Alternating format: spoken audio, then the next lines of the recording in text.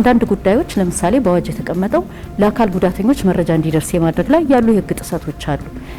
ሌሎች መጠነኛ ልንል እንችላለን፣ ግን ደግሞ አካታች የሆነ የሚዲያ ላንድስኬፕ እንዲኖር ከማድረግ አንፃር የራሱ የሆነ ውስንነት ነበረው። ህዝቡ ሰላማዊና ደህንነቷ የተጠበቀች ሀገር ስለሚፈልግ በዚህ ደረጃ የህዝብ ተሳትፎን ይበልጥ የሚያጎለብትና የኛን ውሳኔ ሰጭነት ደግሞ ተጠያቂነት የማስፈን ስራችንን ይበልጥ የሚያረጋግጥ ነው።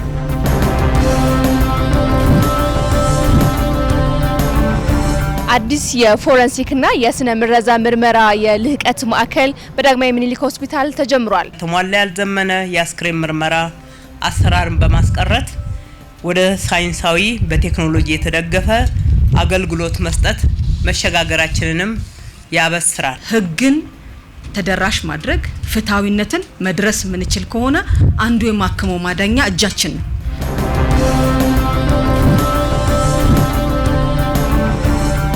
ሰው ከሌላ ሰው ጋር በምንም አይነት መንገድ ኢንተራክት ማያደርግ ከሆነ ወደ ሶሻል አይሶሌሽን የምንለው ነገር ይሄዳል። ሰው ሶሻሊ አይሶሌትድ ከሆነ ራሱን ማንነቱን ማጣት ይጀምራል። ራስን ለማጥፋት ዲፕሬሽን፣ ሌሎችም አይነት ችግሮችን ሊያመጣ ይችላል። ዓለማችን ላይ አደጉ የሚባሉትን ሀገሮች ለእድገታቸው ትልቁ ሚስጥር የተጫወተውን ነገር ብናይ ጥናትና ምርምር ማድረጋቸው ነው።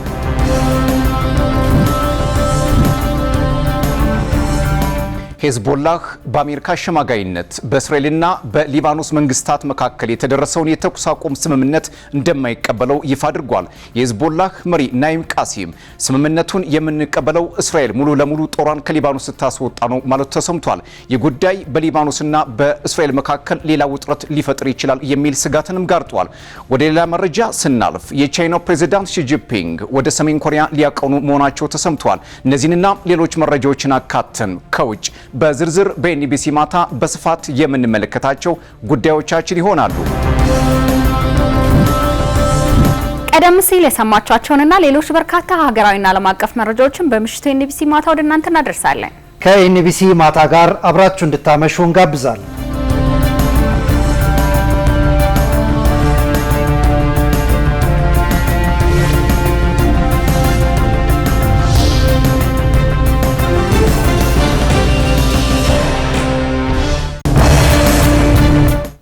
ጤና ይስጥልን ተመልካቾች፣ እንደምን አምሽታችኋል። በርካታ ሀገራዊና ዓለም አቀፍ ጉዳዮችን በቀጥታ ስርጭት ወደ እናንተ የምናደርስበት የዕለተ አርብ ኤንቢሲ ማታችን ጀምሯል። ቅዱስ ተስፋይና ሰላማዊት ወንዶሰን ከመላው የቀጥታ ስርጭት ባለሙያዎች ጋር ዜናዎችን እየመራን አብረናችሁ እናመሻለን። የቢዝነስና የስፖርት መረጃዎችም ሰዓታቸውን ጠብቀው ወደ እናንተ ይደርሳሉ። አጫጭር የሀገር ውስጥ መረጃዎችን በማስቀደም እንጀምራለን። የጠቅላይ ሚኒስትር ጽህፈት ቤት በወቅታዊ ጉዳዮች ላይ መግለጫ ሰጥቷል። ግንቦት 24 ቀን 2018 ዓ.ም ሰባተኛው ጠቅላላ ምርጫ ዜጎች ከማለዳው አንስተው ታሪካዊ ኃላፊነት ለመወጣት ተሰልፈው ድምጻቸውን መስጠታቸውን ጽህፈት ቤቱ አስታውሶ ከ52000 ምርጫ ጣቢያዎች መራጮችን መስተናገድ መቻላቸውን አስታውቋል። ይህ ሂደት በኢትዮጵያ ታሪክ ትልቁና በውሳኔ አሰጣጥም ሆነ በአስተዳደራዊ ረገድ እጅግ በረቀቀ ሁኔታ ተግባራዊ የተደረገ ዲሞክራሲያዊ ተሳትፎ የታየበት ሁነት እንደነበርም ገልጿል። አንዳንድ ዓለም አቀፍ ተንታኞች ይህንን ምርጫ በተለያዩ ዘገባዎቻቸው ለማጠልሸት ሞክረው እንደነበር የጠቆመ ሲሆን የወጡ ዘገባዎች ከእውነታው ፈጽሞ የራቁ በጥናትና ትንተና ላይ ያልተመሰረቱ እንዲሁም ነፃና የታሰበበት ዲሞክራሲያዊ ምርጫቸውን በኩራት ላደረጉት በሚሊዮኖች የሚቆጠሩ ኢትዮጵያውያን ክብር የማይሰጡ በመሆናቸው የጠቅላይ ሚኒስትር ጽህፈት ቤት ሙሉ በሙሉ የማይቀበላቸው መሆኑን አመልክቷል። በኦነግ ሸኔ አማጽያን በንጹሃን ዜጎች ላይ በተለይም በሃይማኖት ተቋማት ውስጥ ኢላማ ተደርገው የተፈጸሙ ጥቃቶችን ተከትሎ የቤተሰብና የወዳጆቻቸውን ሕይወት ላጡ፣ የአካል ጉዳት ለደረሰባቸውና የቤት ንብረታቸው ለወደመባቸው በአርሲ ዞን ለሚገኙ ወገኖቻችን ጠቅላይ ሚኒስትር አብይ አህመድ በኢትዮጵያ መንግስት ስም የተሰማቸውን ጥልቅ ሐዘን ገልጸዋል። የመግለጫውን ሙሉ ቃል ከዜና በኋላ የሚቀርብ ይሆናል።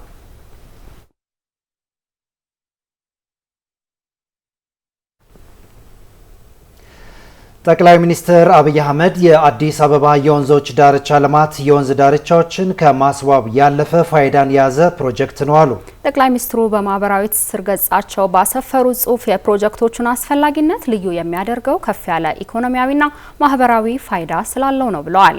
ከእንጦጦ እስከ ፒኮክ እንዲሁም ከእንጦጦ እስከ ቀበና ባለው መስመር የሚከናወነው መጠነ ሰፊ የከተማ ትራንስፎርሜሽን ከወንዞቹ ባሻገር እስከ 50 ሜትር የሚዘልቅ መሆኑን ጠቅሰዋል። የአረንጓዴ ኮሪደሮችን፣ የህዝብ መሰብሰቢያ ቦታዎችን፣ የእግረኛ መንገዶችን፣ የመዝናኛ ስፍራዎችንና የንግድ ቦታዎችን ልማት ያካተተ መሆኑንና ከተማዋን በእጅጉ የቀየረ እንደሆነም ገልጸዋል።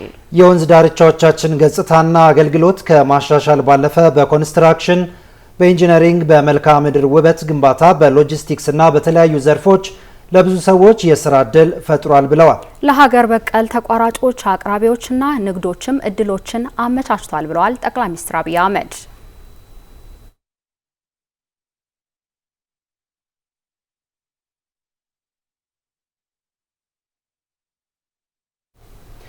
ከፍተኛ የትምህርት ተቋማት በዲጂታል ትራንስፎርሜሽን ዘርፍ ለተጀመሩ የሪፎርም ስራዎች የጎላ ሚና አላቸው አለ የኢኖቬሽንና ቴክኖሎጂ ሚኒስቴር። ጎንደር ዩኒቨርሲቲ በዲጂታል ትራንስፎርሜሽን በጤና በኑሮና በስነ ምህዳር ላይ ዘላቂ አቅምን መገንባት በሚል መሪ ሀሳብ 32ኛውን ዓመታዊ የምርምር ጉባኤ አካሂደዋል። በጉባኤው የኢኖቬሽንና ቴክኖሎጂ ሚኒስቴር በለጠ ሞላ በዲጂታል ኢትዮጵያ 2025 የተገኘውን ልምድና ተሞክሮ በመቀመር ለዲጂታል 2030 ግብ ስኬት ከፍተኛ የትምህርት ተቋማት የላቀ አበርክቶ ሊኖራቸው ይገባል ብለዋል። የጎንደር ዩኒቨርሲቲ ፕሬዝዳንት አስራት አጸደወይን በበኩላቸው በዲጂታል ቴክኖሎጂ ዘርፍ ምርመራና በፈጠራ ስራዎችን በማበረታታት በዘርፉ ብቁ ተመራማሪዎችን ለማፍራት ትኩረት ተደርጓል ብለዋል። የአፍሪካ አመራር ልዕቀት አካዳሚ ፕሬዝዳንት ዛዲግ አብርሃ የዘመኑ ትውልድ የወደፊቱን ዓለም መቀላቀል እንዲችል የዲጂታል ቴክኖሎጂ እውቀትና ክህሎት ባለቤት መሆን አለበት ሲሉ አሳስበዋል።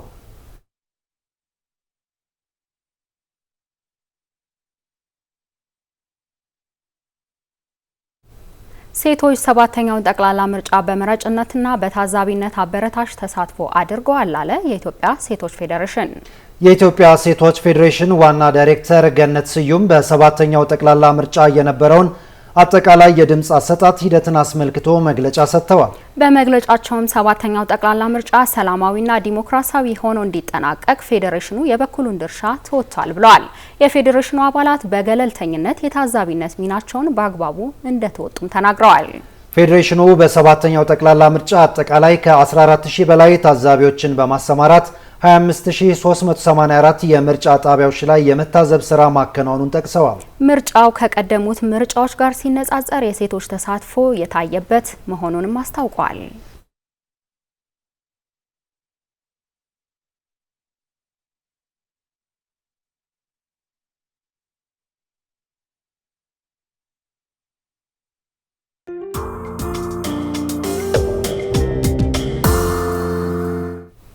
ተመልካቾቻችን በዝርዝር ወደምንመለከታቸው የሀገር ውስጥ መረጃዎች አለፍን። የኢትዮጵያ መገናኛ ብዙሃን ባለስልጣን ሚዲያዎች የቴክኖሎጂ አቅማቸውን በማሳደግ ዘመናዊ አሰራር እንዲከተሉ እያደረገ እንደሚገኝ ተገለጸ። ባለስልጣኑ ባለፉት 5 ወራት ለሰባ የመገናኛ ብዙሃን በፍቃድና ክትትል ዘርፍ የፍቃድና የብቃት ማረጋገጫ ሰርቲፊኬት እንዲሁም የእድሳት አገልግሎት መስጠቱን አስታውቋል። ብርሃን ሸቴ በኢትዮጵያ የሚገኙ የመገናኛ ብዙሃን ቁጥር ከጊዜ ወደ ጊዜ እያደገ መጥቷል። የመገናኛ ብዙሃን እድገት ለመረጃ ተደራሽነት ካለው አስተዋጽኦ አንጻር የመገናኛ ብዙሃን ቁጥር መጨመር ከፍተኛ አስተዋጽኦ አለው። በተመሳሳይ መልኩ ሚዲያዎች በቁሳቁስና በይዘት ደረጃቸውን እያሳደጉ እንደሚገኙ ተመላክቷል። የኢትዮጵያ መገናኛ ብዙሃን ባለስልጣን ሚዲያዎች የቴክኖሎጂ አቅማቸውን በማሳደግ ዘመናዊ አሰራር እንዲከተሉ እያደረገ እንደሚገኝ ባለስልጣን ዋና ዳይሬክተር ሃይማኖት ዘለቀ ገልጸዋል። ባለስልጣኑ ራሱን ከኋላ ቀር አሰራር አላቆ በስሩ ለሚከታተላቸው ተቋማት አርአያነቱን እያሳየ እንደሚገኝ አብራርተዋል። ከአሁን በፊት በነበረው አካሄድ ስህተቶች ሲፈጠሩም ለመቆጣጠር ተቸግሮ መቆየቱንም ተናግረዋል። መገናኛ ብዙሃን ባለስልጣን እንግዲህ የተለያየ ሚዲያዎችን ይመራል። የህዝብ መገናኛ ብዙሃን ወደ 23 ናቸው። የንግድ መገናኛ ብዙሃን 40 ናቸው። የሃይማኖት የማህበረሰብ እንዲሁ ተደምረው 100፣ የውጭ ሚዲያዎች 35 እንዲሁም ደግሞ የበይነ መረብ ደግሞ ወደ 73 የዲጂታል የምንላቸው ማለት ነው። እነዚህ ሚዲያዎች በአብዛኛው ዘምነዋል፣ ዲጂታሊ ኮኔክት እያደረጉ ነው። ተቆጣጣሪው አካል ግን ወደ ኋላ የቀረበት ሁኔታ ነበር። ስለዚህ ይሄ ተናቦ ለመሄድ ራሱ ትንሽ ችግር የሚፈጥር ነበር። አለርት የሚያረገን ኖቲፋይ የሚያረገን አልነበረም። ማስታወቂያ ጥሰቶች ይፈጸማሉ በህዝብ መገናኛ ብዙሃንም አንዳንድ ጉዳዮች ለምሳሌ በአዋጅ የተቀመጠው ለአካል ጉዳተኞች መረጃ እንዲደርስ የማድረግ ላይ ያሉ የህግ ጥሰቶች አሉ። ሌሎች መጠነኛ ልንል እንችላለን፣ ግን ደግሞ አካታች የሆነ የሚዲያ ላንድስኬፕ እንዲኖር ከማድረግ አንጻር የራሱ የሆነ ውስንነት ነበረው። ስለዚህ ይሄንም ለመስራት ሲቸገር ነው የቆየው። ማኑዋሊ ይሰራል፣ ግን በትክክል ሁሉም ጋር አድሬስ ማድረጉ ላይ ችግርና ውስንነት ነበር። ባለስልጣኑ በዘርፉ የሚፈጠሩ ችግሮችን ለመቅረፍ ከመገናኛ ብዙሃን ጋር ተከታታይ ውይይቶች መደረጋቸውን ዋና ዳይሬክተሩ አብራርተዋል። ክፍተቶችን ለማወቅ በተደረገው ጥናት የተስተዋሉ ችግሮችን መቅረፍ ተችሏል ብለዋል። አሁን ከመጣው በኋላ ያው በተከታታይ ወደ 6 መድረኮች አካሂደናል። የ3 ወር የሚዲያ አዝማሚያ ግኝት ላይ ዲፔንድ በመሆን ከህዝብ መገናኛ ብዙሃን ጋር፣ ከንግድ መገናኛ ብዙሃን፣ ከማህበረሰብ፣ ከሃይማኖት፣ ከክልሎች ጋር እንዲሁም ደግሞ ከውጭ ሚዲያዎችና ከዲጂታልም ጋር በተለያየ ጊዜ የምክክር መድረክ የውይይት መድረክ እያካሄድን ነው። የ3 ወር የሚዲያ ሞኒተሪንግ አዝማሚያ ትንተና ይዘን ነው ክፍተታቸው የት ጋር ነው የሚለውን በሚያሳይ መልኩ ነው እየተነጋገርን ያለ ነው። ስለዚህ የሆነ ወቅት እንደመጣው አካባቢ የነበሩ ትንሽ እዚህም እዛም ያሉ ግድፈቶች ነበሩ። መመካከር ስንጀምር ግን የሚዲያ ባለቤቶች፣ ባለሙያዎች እንዲሁም ዋና አዘጋጆች ፔኑን እነሱም እየወሰዱት የሚያስከትለውን ጉዳት በዛ ደረጃ ኖቲስ አላደረጉትም ነበርና አብላጫዎች አንዳንዱ ስንጠይቃቸው ለምሳሌ ዋና አዘጋጁን የሚያውቀውን የሚዲያ ባለቤቱ ያውቀው፣ የሚዲያ ባለቤቱ ደግሞ ታዝዤ ነው የሚል ደግሞ ዋና አዘጋጅ አለ። ስለዚህ ችግሩን የጋራ አድርገን ስናቀርብ እርስ በርስ የመማማር እርስ በርስ የመተራረም ሁኔታዎችን እየፈጠረ ስለሆነ በዚህ ረገድ መጠነኛ ጥናት የሚፈልግ ቢሆንም መጠነኛ በሆነ ሁኔታ የመቀነስ ሁኔታዎች አሉ። ይሁን እንጂ በማህበራዊ ሚዲያዎች የሐሰተኛና ጥላቻ ንግግሮች አሁንም አልተቀረፉም ብለዋል። በመሆኑም ባለስልጣኑ ህብረተሰቡን አሳታፊ ባደረገ አሰራር ተጠያቂነት ለማረጋገጥ እንደሚሰራ ጠቁመዋል። ዲጂታሉ ላይ ደግሞ አሁን ያለው የሐሰተኛ ንግግርና የጥላቻ መረጃ ግን የቀነሰበት ሁኔታ የለም። አሁን ተግባራዊ እያደረግን ያለ ነው። ዜጎችን በብዛት በንቃት ስለሚያሳትፍ በዚህ ደረጃ መከላከል እንችላለን። ትውልድ እየጎዳ ህይወት እስከ ማጣት እያደረሰ ያለ ስለሆነ ህዝቡ ሰላማዊና ደህንነቷ የተጠበቀች ሀገር ስለሚፈልግ በዚህ ደረጃ የህዝብ ተሳትፎን ይበልጥ የሚያጎለብትና የኛን ውሳኔ ሰጭነት ደግሞ ተጠያቂነት የማስፈን ስራችንን ይበልጥ የሚያረጋግጥ ነው። በሀገር አቀፍ ደረጃ ለረጅም ዓመታት የሰው ልጅ ክብርን በማይመጥን መልኩ ሲከናወን የነበረው የፎረንሲክ ምርመራ አገልግሎትን የሚቀይር ማዕከል ወደ ስራ ገባ። በዳግማዊ ምኒልክ ሪፈራል ሆስፒታል ወደ ስራ የገባው ማዕከሉን የመረቁት የአዲስ አበባ ከንቲባ አዳነች አቤቤ ማዕከሉ በኢትዮጵያ የፍትህና የሕክምና ስርዓት አዲስ ምዕራፍ የከፈተ መሆኑን ተናግረዋል። ሰላም ይልማ እንደ ሀገር ሲካሄድ የቆየው የፎረንሲክ ምርመራ ዘመናዊ መንገድን ያልተከተለ መሆኑ ይገለጻል። ለረጅም ዓመታት የሰውን ልጅ ክብር በማይመጥን መልኩ ሲከናወን የነበረውን የፎረንሲክ ምርመራ አገልግሎት የሚቀይርና የተደራጀ የዘረመል የፎረንሲክና ስነ ምረዛ ምርመራ የሚካሄድበት የልህቀት ማዕከል በዳግማዊ ምኒልክ ሪፈራል ሆስፒታል ወደ ስራ ገብቷል። በቴክኖሎጂ በታገዘ መልኩ የስነ ምረዛ ምርመራ የሚደረግበት ማዕከሉ 80 የአስክሬን መመርመሪያ መሳሪያዎችን መያዙ የተጠቆመ ሲሆን ጥራቱን የጠበቀ አገልግሎት በመስጠትም የፍትህ ስርዓቱን ከፍ እንደሚያደርግ ተመላክቷል። በምረቃ ስነ ስርዓቱ ንግግር ያደረጉት የአዲስ አበባ ከንቲባ አዳነች አቤቤ ማዕከሉ በኢትዮጵያ የፍትህና የሕክምና ስርዓት አዲስ ምዕራፍ የከፈተ መሆኑን ተናግረዋል። ቀደም ሲል የነበረውን ያልተሟላ ያልዘመነ የአስክሬን ምርመራ አሰራርን በማስቀረት ወደ ሳይንሳዊ በቴክኖሎጂ የተደገፈ አገልግሎት መስጠት መሸጋገራችንንም ያበስራል። የቤተሰብ ግንኙነት እስከ ዘር ሐረግ መለየት እና ማረጋገጥ ድረስ ማንነትን ማወቅ የሚያስችል መሳሪያ እንደሆነ እናያለን።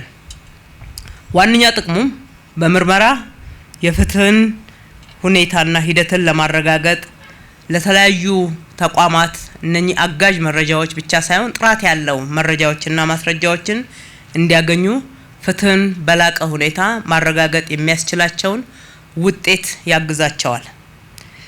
በሌላ በኩል የፎረንሲክ ኬሚስትሪና ቶክሶሎጂ ላቦራቶሪንም እውን ማድረግ ችለናል። በኢትዮጵያ 5 የፎረንሲክ ማዕከላት እንዳሉ የጠቆሙት የጤና ሚኒስትር ዶክተር መቅደስ ዳባ ዛሬ የተጀመረው ማዕከሉ በጤናው ዘርፍ የሚሰራውን ስራ የሚያንጸባርቅ መሆኑን ጠቁመዋል። በሕክምና አገልግሎት ረጅም ዓመታትን ባስቆጠረው የዳግማዊ ምኒልክ ሆስፒታል የተጀመረው የዘረመል የፎረንሲክና የስነ ምረዛ ምርመራ የልህቀት ማዕከል መከላከልና አክሞ ማዳን ላይ ትኩረት ባደረገ የጤና ፖሊሲ ትልቅ አቅም የሚፈጥር ነውም ብለዋል። የዘረመል ምልመላ ሲደረግ የቤተሰቦች እርስ በርስ መገናኘት፣ ነፍስን የማሳረፍ የቤተሰብን ጥያቄ መመለስ፣ ያም ፍትህ ማግኘት አንዱ አክሞ የማዳኛ መንገዳችን ነው። እዚህ ተቋም አንዱ የሚሰሩ ምርመራዎች በላቦራቶሪ አቅም በቴክኖሎጂ አቅም መገንባቱ የዘረመል ምርመራዎች የዲኤንኤ ምርመራዎች በፌደራል ፖሊስ ብዙ ጊዜ ይደረጋል። በቅርብ ጊዜ የዛሬ ዓመት አካባቢ ክቡር ጠቅላይ ሚኒስትርን በተገኙበት ያ የዘረመል ምርመራዎች የምናደርግበት በተለይ ደግሞ ለምርምር ያለ ብዙ ጊዜም ነበረን ከምርምር ከፍ ብሎ ግን የፍትህና ለህብረተሰባችን ተጠግቶ አገልግሎት ማድረግ የሚቻልባቸውን አገልግሎቶች በአንድ መስኮት የአንድ መስኮት አገልግሎት የአንድ ማዕከል አገልግሎት በሌሎች ዘርፎች እንደተጀመረው በጤናውም ዘርፍ ደግሞ ገብቶ እስኪወጣ ድረስ በህይወትም ያሉ እንደገናም ደግሞ ያጣናቸው ቤተሰቦች ትውልዶች ማገዝ ለህብረተሰብ ደግሞ ምላሽ መስጠት የሚቻልበት የአንድ ማዕከል የአንድ መስኮት አገልግሎት ዛሬ ላይ በዚህ የምርምርና የአገልግሎት መስኮት ተመርቋል።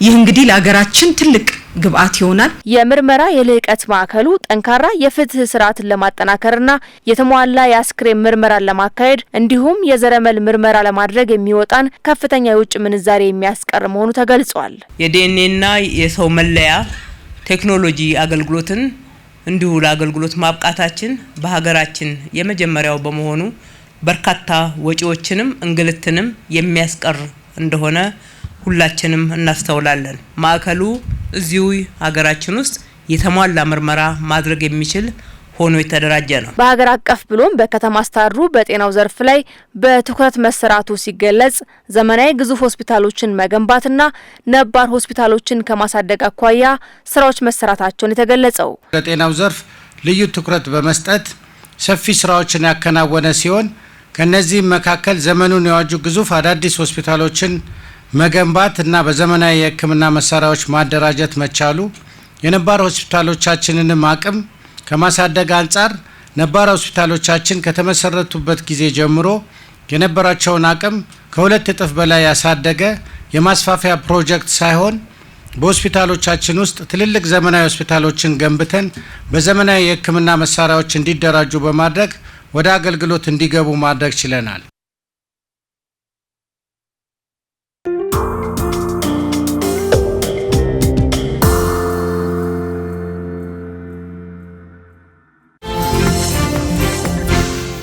የምርጫ ውጤትን እስኪገለጽ ያሉ ጥቂት ቀናት አሉ። ብዙ የማደናገሪያ ነገሮች እንዳይኖሩ የት አካባቢ ነው የስልጣን ሽግግር ሊደረግ የሚገባው በምርጫ ብቻ መሆኑን ግንዛቤ ወስዶ አምኖበት ያደረገው ነገር ነው። በሴቶች የአካል ጉዳተኞች ተሳትፎስ እንዴት ነው የተመለከታችሁት? እየመረጡ ባሉበት ሁኔታ ተበትነው እንደገና ደግሞ በተወሰደ የጸጥታ እርምጃ ክትትል እንደገና መራጩ ወጥቶ የመረጠበት ሁኔታ ለማስተዋል ሞክረናል። ኢትዮጵያ ብሔራዊ ምርጫ ቦርድ ያስታወቃቸው አካባቢዎች ማለት ነው ከብጥብጥ ከግጭት ይልቅ ሰላም ይበጀናል ይሻለናል የሚል አይነት መልእክት ያለው ተደርጎ ሊወሰድ ይችላል። የሰዓቱ መራዘም የህዝቡን ስሜት ምን አይነት አድርጎት ነበር? መጪው መንግስትም ህዝቡ በዚህ ደረጃ አምኖ ለመምረጥ ይወጣበት ነው። ስለዚህ ለህዝቡ ክብር ሲባል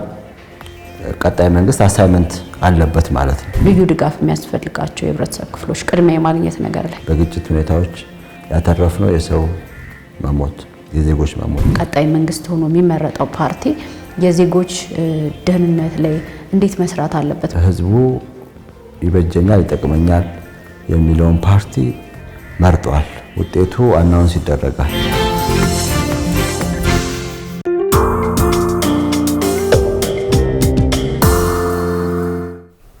በቅዱስ ዮሴፍ ትምህርት ቤት 11ኛ ክፍል ተማሪዎች ለአንድ ወር ያህል ሲካሄድ የቆየው የተማሪዎች የጥናትና ምርምር መርሃ ግብር ተጠናቀቀ።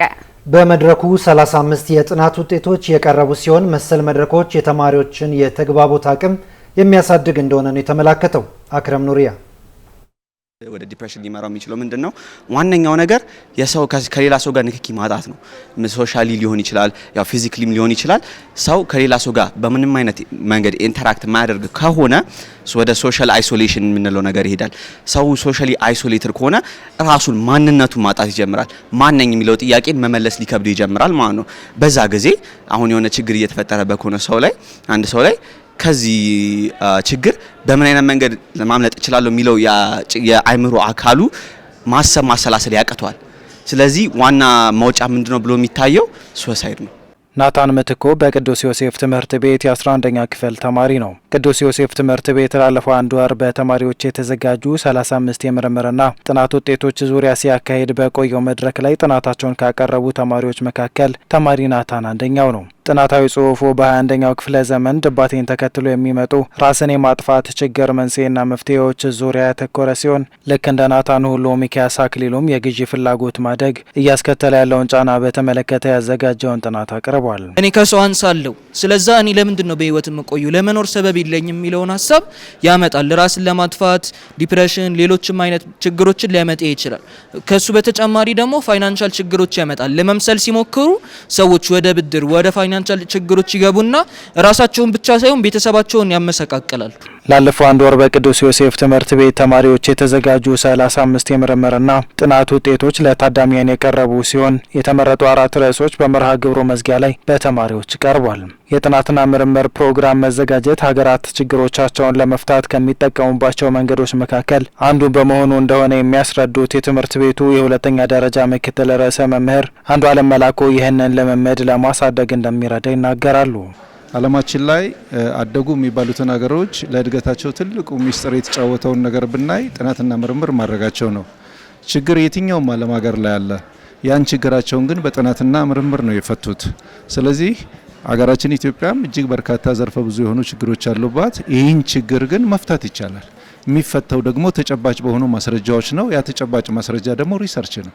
ስለዚህ ተማሪዎቻችን 11ኛ ክፍል ላይ ያሉ ተማሪዎች አንደኛ ዩኒቨርሲቲ ከገቡ በኋላ የመመረቂያ ጽሁፋቸውን ይሰራሉ። ሁለተኛ ወደ ስራው ዓለም በሚገቡበት ጊዜ የሚገጥሟቸውን ችግሮች በጥናትና ምርምር እንዲፈቱና ስኬታማ እንዲሆኑ ታሳቢ በማድረግ በዚህ የክፍል ደረጃ መጀመር አስፈላጊ ሆኗል ማለት ነው። በሁለተኛ ደረጃ ትምህርት ቤት ለሚገኙ ተማሪዎች ይህን መሰሉ የጥናትና የምርምር መድረክ መዘጋጀት ሀሳባቸውን በአግባቡ ማስረዳት እንዲለማመዱ ብሎም ችግሮችን ተቋቁመው እንዲያልፉ ጥሩ ተሞክሮ እየሆነልን ይገኛል ይላሉ።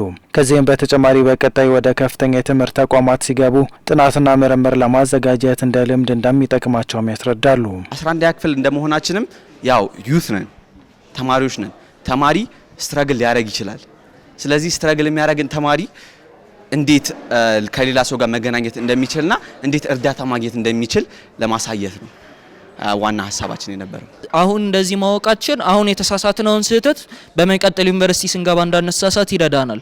ምክንያቱም ሁሌ ከስህተት መማር አለ። አሁን እኛ ለምሳሌ ትራንስሌት ስናደርግ ጥቂት ችግሮች አጋጥመውናል። አሁን ትራንስሌት ማድረግ ካስፈለገን ዩኒቨርሲቲ ስንሰራ እሱ ጋር ያግዘናል። በተጨማሪ ደግሞ በቡድን የመተባበር ነገሩንም ያስተምረናል ገና ካሁኑ። ከሱ በተጨማሪ ኩዌሽነር ዲዛይን ማድረግ፣ ሌሎች አይነት የሪሰርች ችግሮች ላይ ሊትሬቸር ሪቪው፣ ሪሰርቻችን ርዕሱ ጥሩ መሆኑን ራሱ እንደሱ አይነት ነገሮችን ያስተምረናል ገና ካሁኑ። በ11ኛ ክፍል ተማሪዎች የቀረቡ የጥናትና ምርምር ውጤቶች ለተቋማት ግብዓት ይሆን ዘንድ የተለያዩ አማራጮችን የትምህርት ቤቱ አስተዳደር እየተመለከተ እንደሚገኝ መምህር አንዱዓለም መላኩ ለጣቢያችን ገልጸዋል። ትምህርት ቤታችን በራሱ ዌብሳይት ውስጥ እነዚህ ስራዎች ሶፍት ኮፒያቸው እንዲቀመጥና ለትምህርት ባህር ማዶ የሚሄዱም እዚያ ሀገር ውስጥ ያሉም ልጆች በማንኛውም ሰዓት እንግዲህ ጥናት አለቀለት ተብሎ የሚጨበጨብለት ነገር አይደለም። ዛሬ ላይ ትክክለኛ የተባለ ነገ በሌላ አጥኝ ደግሞ መልኩን ሊቀይር ይችላል። ስለዚህ በትምህርት ቤቱ ዌብሳይት ውስጥ የማስቀመጥ ነገር እሱ ቅድመ ሁኔታዎች እየተሰሩ ነው። በሁለተኛ ደረጃ ደግሞ ጉዳዩ የሚመለከተው የኢትዮጵያ ቤተ መዛግብትና ቤተ መጻሕፍት አገልግሎት ወይም ወመዘከር የምንለው ከነሱ ጋራ ግንኙነት በመፍጠር እነሱ ሶፍት ኮፒያቸውን በሚገባ እንድናዘጋጅና በዛ ውስጥ እነሱም በከፍተኛ ደረጃ ትልቅ ስራ አድርገው ሊሰሩ እንደሚፈልጉ እዚህ በፊት ተነጋግረናል። አሁንም ጅስ ግንኙነቱ እንደቀጠለ ነው ያለው።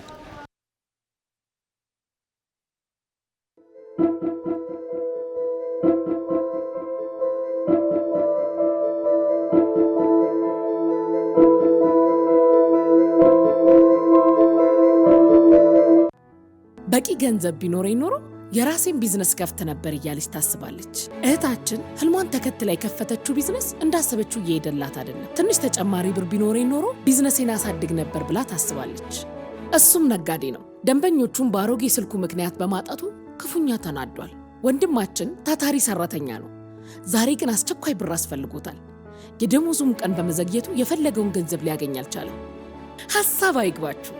ሲንቄ ባንክ የሁሉንም ችግር የሚፈታ መፍትሄ ይዞላችሁ መጥቷል። የኦቢ ዲጂታል ብድር አገልግሎት ከቴሌብር ሱፐር አፕ መተግበሪያ ጋር በጋራ በመሆን የተመቻቸ የብድር አገልግሎት ሲሆን አዲስ ቢዝነስ ለመጀመርም ሆነ ያለንን ቢዝነስ ለማስፋት በተጨማሪም ዘመናዊ ስልክ ለሚፈልጉ በብድር መልክ ያዘጋጃል። እንዲሁም ለግለሰቦች ደሞዛቸውን በሲንቄ ባንክ ሲቀበሉ እስከ 1 ሚሊዮን ብር ድረስ ብድር ያመቻቻል። ስለዚህ አሁኑኑ የሲንቄ ባንክ ወቢ አገልግሎቶች ተጠቃሚ ሆኑ። እድገቱን ከዚህ ጀምሩ። ሲንቄ ባንክ በአንድነት ወደ ስኬት። የባንክ ሂሳቦን ከፋይዳ መታወቂያ ጋር አስተሳስረዋል? በኢትዮጵያ ብሔራዊ ባንክ የባንክ አካውንትን ከፋይዳ ጋር ለማስተሳሰር ያስቀመጠውን የጊዜ ገደብ ማራዘሙን ተከትሎ በአዲስ አበባ፣ ድሬዳዋ፣ ሐረሪ፣ ባህር ዳር፣ ጎንደር፣ ደሴ፣ ደብረ ብርሃን፣ ኮምቦልቻ፣ ሐዋሳ፣ አርባ ምንጭ፣ ወላይታ ሶዶ፣ ሆሳና፣ ወራቤ፣ ቡታጅራ፣ ወልቂጤ፣ ሸገር፣ ጅማ፣ አዳማ፣ ሻሸመኔ፣ ቢሾፍቱ፣ ባቱ፣ አምቦ፣ መቀሌ፣ አክሱም፣ አዲግራት፣ ጋምቤላ ከተማ፣ አሶሳ የምትኖሩ ደንበኞች እስከ ግንቦት 6 ቀን 2018 ዓ.ም ድረስ ሂሳባችሁን ማስተሳሰር ይኖርባቸዋል። ከተጠቀሱት የሀገሪቱ ክፍሎች ውጪ የምትገኙ ደግሞ እስከ ሰኔ 30 ቀን 2018 ዓ.ም እንድታስተሳስሩ እናሳስባለን። በተጠቀሰው ጊዜ ያላስተሳሰራችሁ የባንክ ደንበኞች ከሂሳባችሁ ወጪ ማድረግ የማትችሉ መሆኑን የባንክ ሂሳባችሁን ከፋይዳ ዲጂታል መታወቂያችሁ ጋር በኦንላይን ወይንም ባንኩ በሚያመቻቸው አማራጭ እንድታስተሳስሩ እናሳስባለን።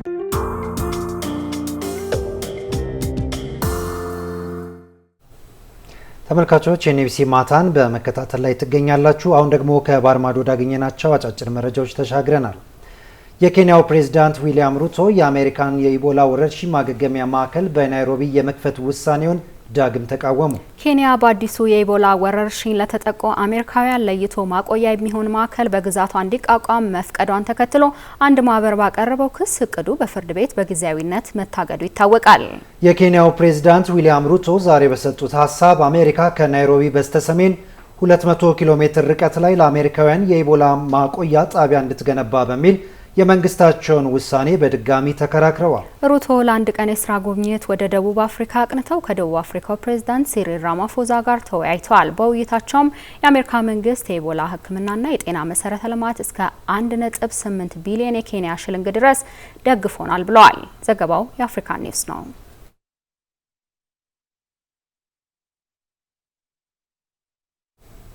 እስራኤል በርካታ የሐማስ አመራሮችን በጋዛ መግደሏን አስታወቀች። የእስራኤል ጦር ሰራዊትና የአገር ውስጥ ደህንነት ተቋም ሺምቤ ሌሊቱን በጋዛ በተካሄደው ዘመቻዎች የሐማስ ጠቅላላ የደህንነት አገልግሎት የሚባለውን ኃይል ከፍተኛ አመራሮች መግደላቸውን አስታውቀዋል። የጋዛ ጠቅላላ ደህንነት አገልግሎት ኃይል በሐማስ ያለ ምስጢራዊ ቡድን ሲሆን ኃላፊነቱም የሐማስን መሪዎች መጠበቅና ድጋፍ መስጠት መሆኑን እስራኤል አስታውቃለች። በጥቃቱም የጠቅላላ ደህንነት ቡድን ምክትል አዛዥ ሐሳን ራባን ሐሳን ላባዳን ጨምሮ በርካታ የቡድኑ ባለስልጣናት መገደላቸው ተነግሯል።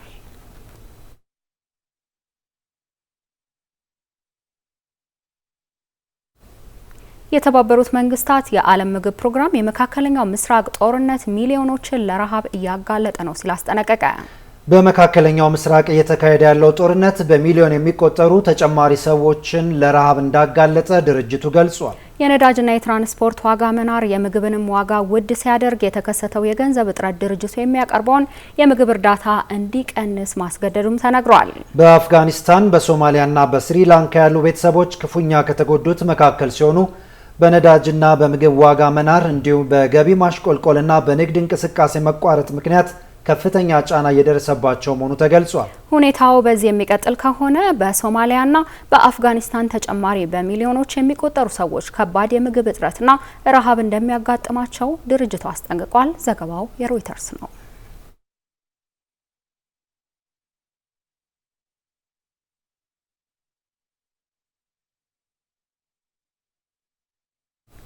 ተመልካቾቻችን በትንታኔ ወደምንመለከታቸው ዓለም አቀፍ መረጃዎች አለፍን። የሊባኖሱ ሄዝቦላ በአሜሪካ አሸማጋይነት በእስራኤልና ሊባኖስ መንግስታት መካከል የተደረሰውን የተኩስ አቁም ስምምነት ውድቅ ማድረጉ ተነገረ። መሪው ናኢም ቃሲም ሄዝቦላ ጥቃቱን የሚያቆመው እስራኤል የተኩስ አቁም ስምምነቱን ስትቀበል ብቻ ነው ብለዋል። በሌላ በኩል የተኩስ አቁም ስምምነት ይፋ በተደረገ ማግስት የእስራኤል ጦር በደቡባዊ ሊባኖስ ጥቃት ፈጽሟል። በሊባኖሱ ሄዝቦላና እስራኤል መካከል ግጭቱ መቀጠሉ የመካከለኛው ምስራቅ ጦርነት ውጥረት እንደማይረግብ ማሳያ ሆኗል። ቶማይ መኮንን ዝርዝሩን ይዞታል። Now, Hezbollah's leader has rejected the ceasefire deal agreed between the Lebanese and Israeli governments. የሊባኖሱ ሂዝቦላህ በአሜሪካ አሸማጋይነት በእስራኤልና ሊባኖስ መንግስታት መካከል የተደረሰውን የተኩስ አቁም ስምምነት ውድቅ ማድረጉን አስታወቀ። ቡድኑ ስምምነቱን ውድቅ ማድረጉን ይፋ ባደረገበት ወቅት እስራኤል ዛሬ ሊባኖስ ላይ በሰነዘረችው የአየር ጥቃትም 6 ሰዎች ሕይወታቸው ማለፉ ተረጋግጧል። የቡድኑ መሪ ናይም ቃሲም የተኩስ አቁም እቅዱ የሊባኖስን ህዝብ ለማጥፋት የተቀረጸ ካርታ ነው ሲሉ የገለጹት ሲሆን ቡድናቸው ጥቃቱን የሚያቆመው እስራኤል ሙሉ በሙሉ የተኩስ አቁሙን ተቀብላ ወታደሮቿን ከሊባኖስ መሬት ስታስወጣ ብቻ መሆኑን አስገንዝበዋል። የተኩስ አቁም ስምምነቱ ይፋ በተደረገ ማግስትም የእስራኤል ጦር በደቡባዊ ሊባኖስ በሚገኙ በርካታ መንደሮች ላይ የአየር ድብደባውን የቀጠለ ሲሆን በናባቲህ በምዕራብ ቤካ ሸለቆ አካባቢ በተሰነዘሩ ጥቃቶች በርካታ ጉዳቶች መድረሳቸውን ከቤይሩት የሚወጡ መረጃዎች ያመላክታሉ። በአሜሪካ አስተባባሪነት የተዘጋጀው ይህ ስምምነት ሂዝቦላህ ሙሉ በሙሉ ተኩስ እንዲያቆምና ታጣቂዎቹን ከሊታኒ ወንዝ በስተደቡብ ከሚገኙ አካባቢዎች እንዲያስወጣም የሚደነግግ ነበር። ይሁን እንጂ ሂዝቦላህ በቀጥታ በውይይቱ ላይ ያልተሳተፈ ሲሆን ድርድሩ የተካሄደው በሊባኖስ መንግስትና በእስራኤል መካከል ብቻ እንደነበር ተገልጿል። ይህ የሂዝቦላህ ውሳኔና የቀጠለው የእስራኤል ጥቃት በአካባቢው ዘላቂ ሰላም ለማውረድና የቀጠናውን ጦርነት ለማስቆም የሚደረገውን ዲፕሎማሲያዊ ጥረት ከፍተኛ አደጋ ላይም ጥሎታል። በአካባቢው የቀጠለው ከባድ ውጊያም የቀጠናውን ጦርነት ለማቆም የሚደረገውን ጥረት አደናቅፎታል። በተጨማሪም በሁለቱ ወገኖች መካከል በተካሄደው ከባድ የተኩስ ልውውጥ አንድ የተባበሩት መንግስታት ድርጅት የሰላም አስከባሪ ህይወት ያለፈ ሲሆን በደቡባዊ ሊባኖስ በተደረገ ውጊያ ላይም አንድ የእስራኤል ወታደር ህይወቱ ማለፉ ታውቋል። በዚህ ቦታም እየተካሄደ ያለው ከባድ ውጊያና የሂዝቦላህ አቋም በዲፕሎማሲያዊ መንገድ ለመፍታት የሚደረገውን ዓለም አቀፍ እንቅስቃሴ ከፍተኛ ፈተና ውስጥ ጥሎታል። የሂዝቦላህ መሪ ናይም ቃሲም በቴሌቪዥን ባስተላለፉት መግለጫቸው እየተካሄደ ያለው ድርድር ትርጉም የለሽ ክብረ ነክና አዋራጅ ሲሉ ካጣጣሉ በኋላ ስምምነቱ የሂዝቦላህ ታጣቂዎች በከባድ ጥቃት ስር ሆነው ደቡባዊ ሊባኖስን ለቀው እንዲወጡ የሚያቀርበው ጥያቄ እጅ መስጠትን፣ መሸነፍንና የጠላትን ግብ ማሳካትን የሚያመላክት ነው ብለዋል። ጥቃቱ እስከቀጠለ ድረስ የእስራኤል ሰሜናዊ ክፍል ሰላም እንደማያገኝ ማስጠንቀቃቸው ደግሞ በምዕራብ ኢየሩሳሌምና በሂዝቦላው ራድዋን ኃይል መካከል አሁንም የማያባራ ጦርነት ስለመኖሩ የሚያመላክት ነው። ናይም ቃሲም እኛን የሚያስጨንቀን የወረራው ማክተም፣ የተኩስ አቁም መታወጅና የእስራኤል ጦር ሙሉ በሙሉ መውጣት ብቻ ነው ያሉ ሲሆን ሂዝቦላህ ውጊያውን ለማቆም የገባው ምንም አይነት ቃል ኪዳን አለመኖሩን አስመረውበታል። መሪው አያይዘውም የእኛ መንደሮች ሰላም አጥተው በቦምብ እየተደበደቡና እየፈረሱ ህዝባችንም እየተገደለ ባለበት ሁኔታ ሰሜናዊ እስራኤል መቼም ቢሆን ሰላም አያገኝም ሲሉ ዝተዋል። ይህ የቃሲም መግለጫ እስራኤል ይበልጥ ጥቃቷ እንድታጠናክር በር ሊከፍት ይችላል ሲሉ ተንታኞችም ያስጠነቅቃሉ። የሂዝቦላ መሪ ናይም ቃሲም ያስተላለፉትን መግለጫ ተከትሎ በሰሜናዊ እስራኤል በሚገኙ በርካታ የድንበር አካባቢዎች የሰው አልባ አውሮፕላን ጥቃት ማስጠንቀቂያ ሳይረን መደወሉም ተሰምቷል። የማስጠንቀቂያ ደወሉ ከተሰማባቸው አካባቢዎች መካከል ጠቅላይ ሚኒስትር ቤንያሚን ኔታንያሁና በርካታ ሚኒስትሮቻቸው ከአካባቢው ባለስልጣናት ጋር ስብሰባ በማድረግ ላይ የነበሩበት ሸሎሚ የተባለችው ከተማ እንደምትገኝበት የጠቅላይ ሚኒስትሩ ቢሮ አስታውቋል። የእስራኤል መገናኛ ብዙሃን እንደዘገቡት ጠቅላይ ሚኒስትር ኔታንያሁ የማስጠንቀቂያ ደወሉ ከመሰማቱ ጥቂት ደቂቃዎች ቀደም ብሎ አካባቢውን ለቀው ወጥተዋል። የእስራኤል ጦር በኋላ ላይ በሰጠው መግለጫ ሳይረኑ ሊደወል የቻለው በደቡባዊ ሊባኖስ በነበሩ ወታደሮች አቅራቢያ ያረፉ በርካታ ድሮኖችን ለማክሸፍ በተደረገ ሙከራ ምክንያት እንደሆነም ገልጿል።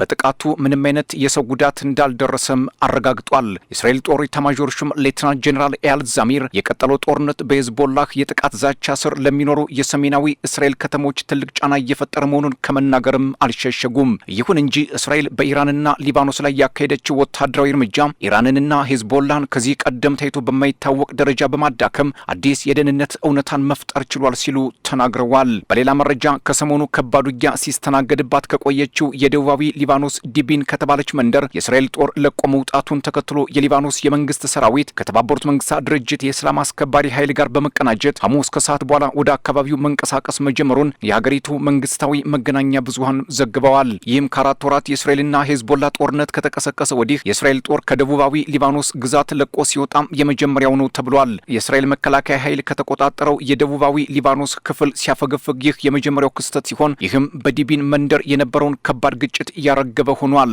የእስራኤል ጦር ሰፊ የደቡባዊ ሊባኖስ መሬት ተቆጣጥሮ በሚገኝበት በዚህ ወቅት እየተካሄደ ያለው ከባድ ውጊያ ሰፊውን የኢራን ጦርነት ለማቆም የሚደረገውን ጥረት አደጋ ላይ ጥሎታል ሲሉም ተንታኞች እየተናገሩ ነው። ተጨማሪም ለዓለም አቀፍ የነዳጅና የተፈጥሮ ጋዝ አቅርቦት እጅግ ወሳኝ መተላለፊያ የሆነውን የሆርሙዝ ሰርጥ መልሶ ለመክፈት የሚደረገውን ጥረት አደናቅፎታል። የሆርሙዝ ሰርጥ መዘጋት በዓለም አቀፍ ኢኮኖሚ ላይ ከፍተኛ መናወጥ ማስከተሉ የሚዘነጋ አይደለም። በሊባኖስና በቀጠናው ያለው ጦርነት አለመረጋጋት መፍጠሩ የዓለምን የነዳጅ ንግድ መስመር የዘጋውን የሆርሙዝ የሆርሙዝ ሰርጥ ቀውስ በዲፕሎማሲ ለመፍታት የሚደረገውን ጥረት እጅግ አስቸጋሪ አድርገውታል። ከዚህ ጋር በተያያዘ ኢራን ማናቸውም አይነት ዘላቂ የተኩስ አቁም ስምምነት ሊባኖስን ማካተት አለበት ማለቷ ይታወሳል። በአንጻሩ በዚህ ዓመት መጨረሻ ላይ ምርጫ የሚጠብቃቸው የእስራኤል ጠቅላይ ሚኒስትር ቤንያሚን ኔታንያሁ ሄዝቦላህ ዳግም ለእስራኤል ስጋት የማይሆንበት ደረጃ ላይ እስኪደርስ ድረስ ወታደራዊ ጥቃቱን አጠናክረው ለመቀጠል እንደሚፈልጉ መናገራቸውና ኢራን ደግሞ በቀጠናው የሚደረጉ ማናቸውም የሰላም ስምምነቶች ከጋዛ ባለፈ የሊባኖስን ደህንነት የሚያረጋግጡ መሆን እንዳለባቸው ማሳሰቧ መካከለኛው ምስራቅ ከውጥረት አለመውጣቱን ያመላክታል። ጠቅላይ ሚኒስትር ኔታንያሁ በሀገሪቱ በሚካሄደው ምርጫ ዋዜማ ላይ በመሆናቸው በሄዝቦላ ላይ የሚወሰደውን እርምጃ በድል አድራጊነት ማጠናቀቅን እንደ ትልቅ የፖለቲካ ግብ ይዘውታል ሲሉ የሚነቅፏቸውም በርካቶች ናቸው። እስራኤል ከሄዝቦላህና ኢራን ጋር የገባችበት ጦርነት በርካታ ሰብአዊና ኢኮኖሚያዊ ኪሳራ አድርሶባታል ቢባልም አሁንም ጦርነቱን ለመቀጠል ያላት ፍላጎት መካከለኛው ምስራቅ መቼ ከጦርነት ነፃ እንደሚወጣ ለመገመት አዳጋች አድርጎታል የሚሉ በርካቶች ናቸው። የቻይናው ፕሬዝዳንት ሺ ጂንፒንግ ወደ ሰሜን ኮሪያ ከቀናት በኋላ ሊያቀኑ ነው። የሺ ጉዞ ወደ ፒዮንግያንግ የዓለም ፖለቲካ ሚዛንን ቤጂንግ በማስጠበቅ ሂደት ውስጥ መሆኗን ማሳያ ነው ተብሏል። ፕሬዝዳንቱ በዚህ ዓመት ለመጀመሪያ ጊዜ ወደ ውጭ ሀገር ጉዞ ሲያደርጉ ሰሜን ኮሪያ መጀመሪያቸው ትሆናለች። ፕሬዝዳንት ዶናልድ ትራምፕ እና ኪም ጆንግ ኡንን ለማገናኘት ሺ ጉዞውን ሊጠቀሙበት እንደሚችሉም ተነግሯል። ቢኒያም ካሴ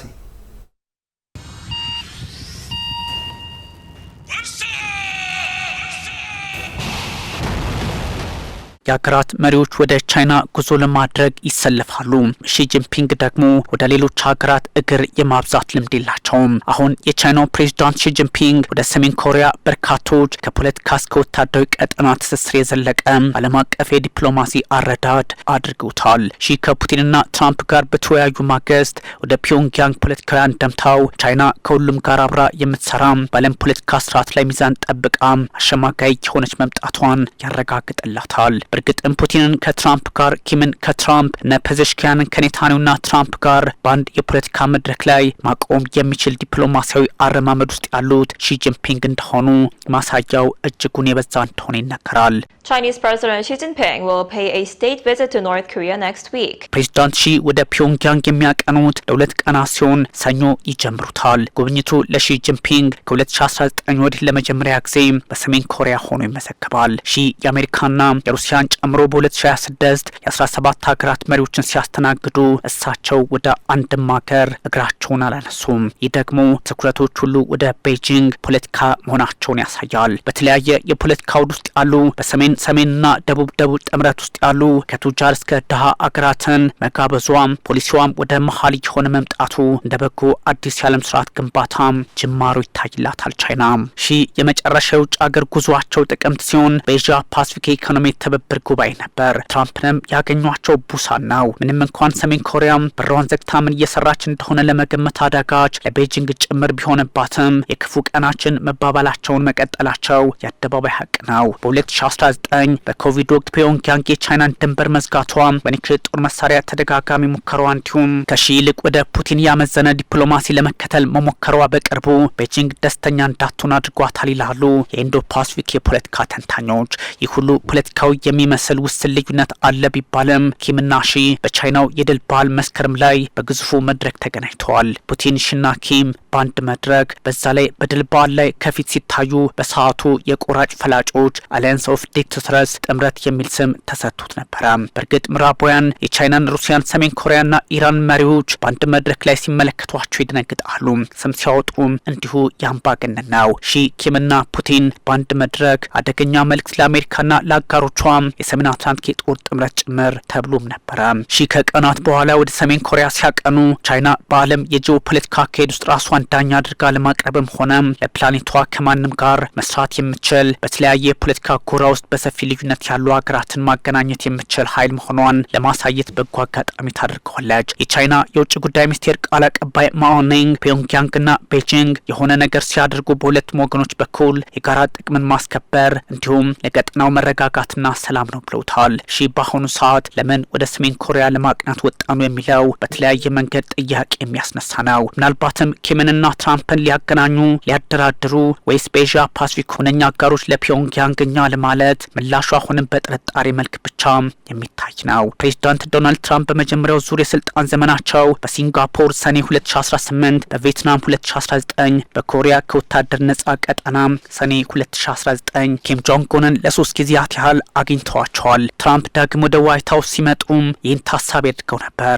ትራምፕ ሰሜን ኮሪያ ያላትን የኒውክሌር ጦር መሳሪያ እንድታስወግድ አልመው ነበር። ከኪም ጋር ባልተለመደ መልኩ ለዛውም የአሜሪካ ፕሬዝዳንቶች ሞክረውት በማያውቁት መንገድ ያደረጉትም ይባላቸዋል። ሰሜን ኮሪያ 6 የተሳኩ የኒውክሌር ሙከራዎችን እስከ 2017 አድርጋለች። በ21ኛው ክፍለ ዘመን ማንም አድርጎት አያውቅም በሚባልበት ደረጃ ዓለምን ያስፈራራችበት መድረክም ተፈጥሮ ነበር። በዛ ላይ ሰሜን ኮሪያ ከሃይፐርሶኒክ እስከ አህጉር አቋራጭ አውዳሚ ባሊስቲክ ሚሳይል አይሲቢኤም እና ህዋሶንግ 18 ሚሳይሎች ድረስ የታጠቀች እስከ 60 ኒውክሌር አረጫፎችን የያዘች በመሆኗ አሁን ላይ ከመደራደር ውጪ በሳት የሚጫወት የአሜሪካ ፖለቲከኛ የለም። የአሜሪካን ጉዋም ደሴት የጦር ሰፈር ኒውዮርክንና ሙሉ አሜሪካን መምታት የሚችል አይሲቢኤም መታጠቋን ፒዮንግያንግ ራስ ዋሽንግተን ታምናለች። ያም ሆኖ ግን ሺም ትራምፕም የሰሜን ኮሪያን የኒውክሌር ጉዳይ በተመሳሳይ አቋም ውስጥ ሆነው እንደሚመለከቱት ከዚህ ቀደም ተነግሮ ነበረ።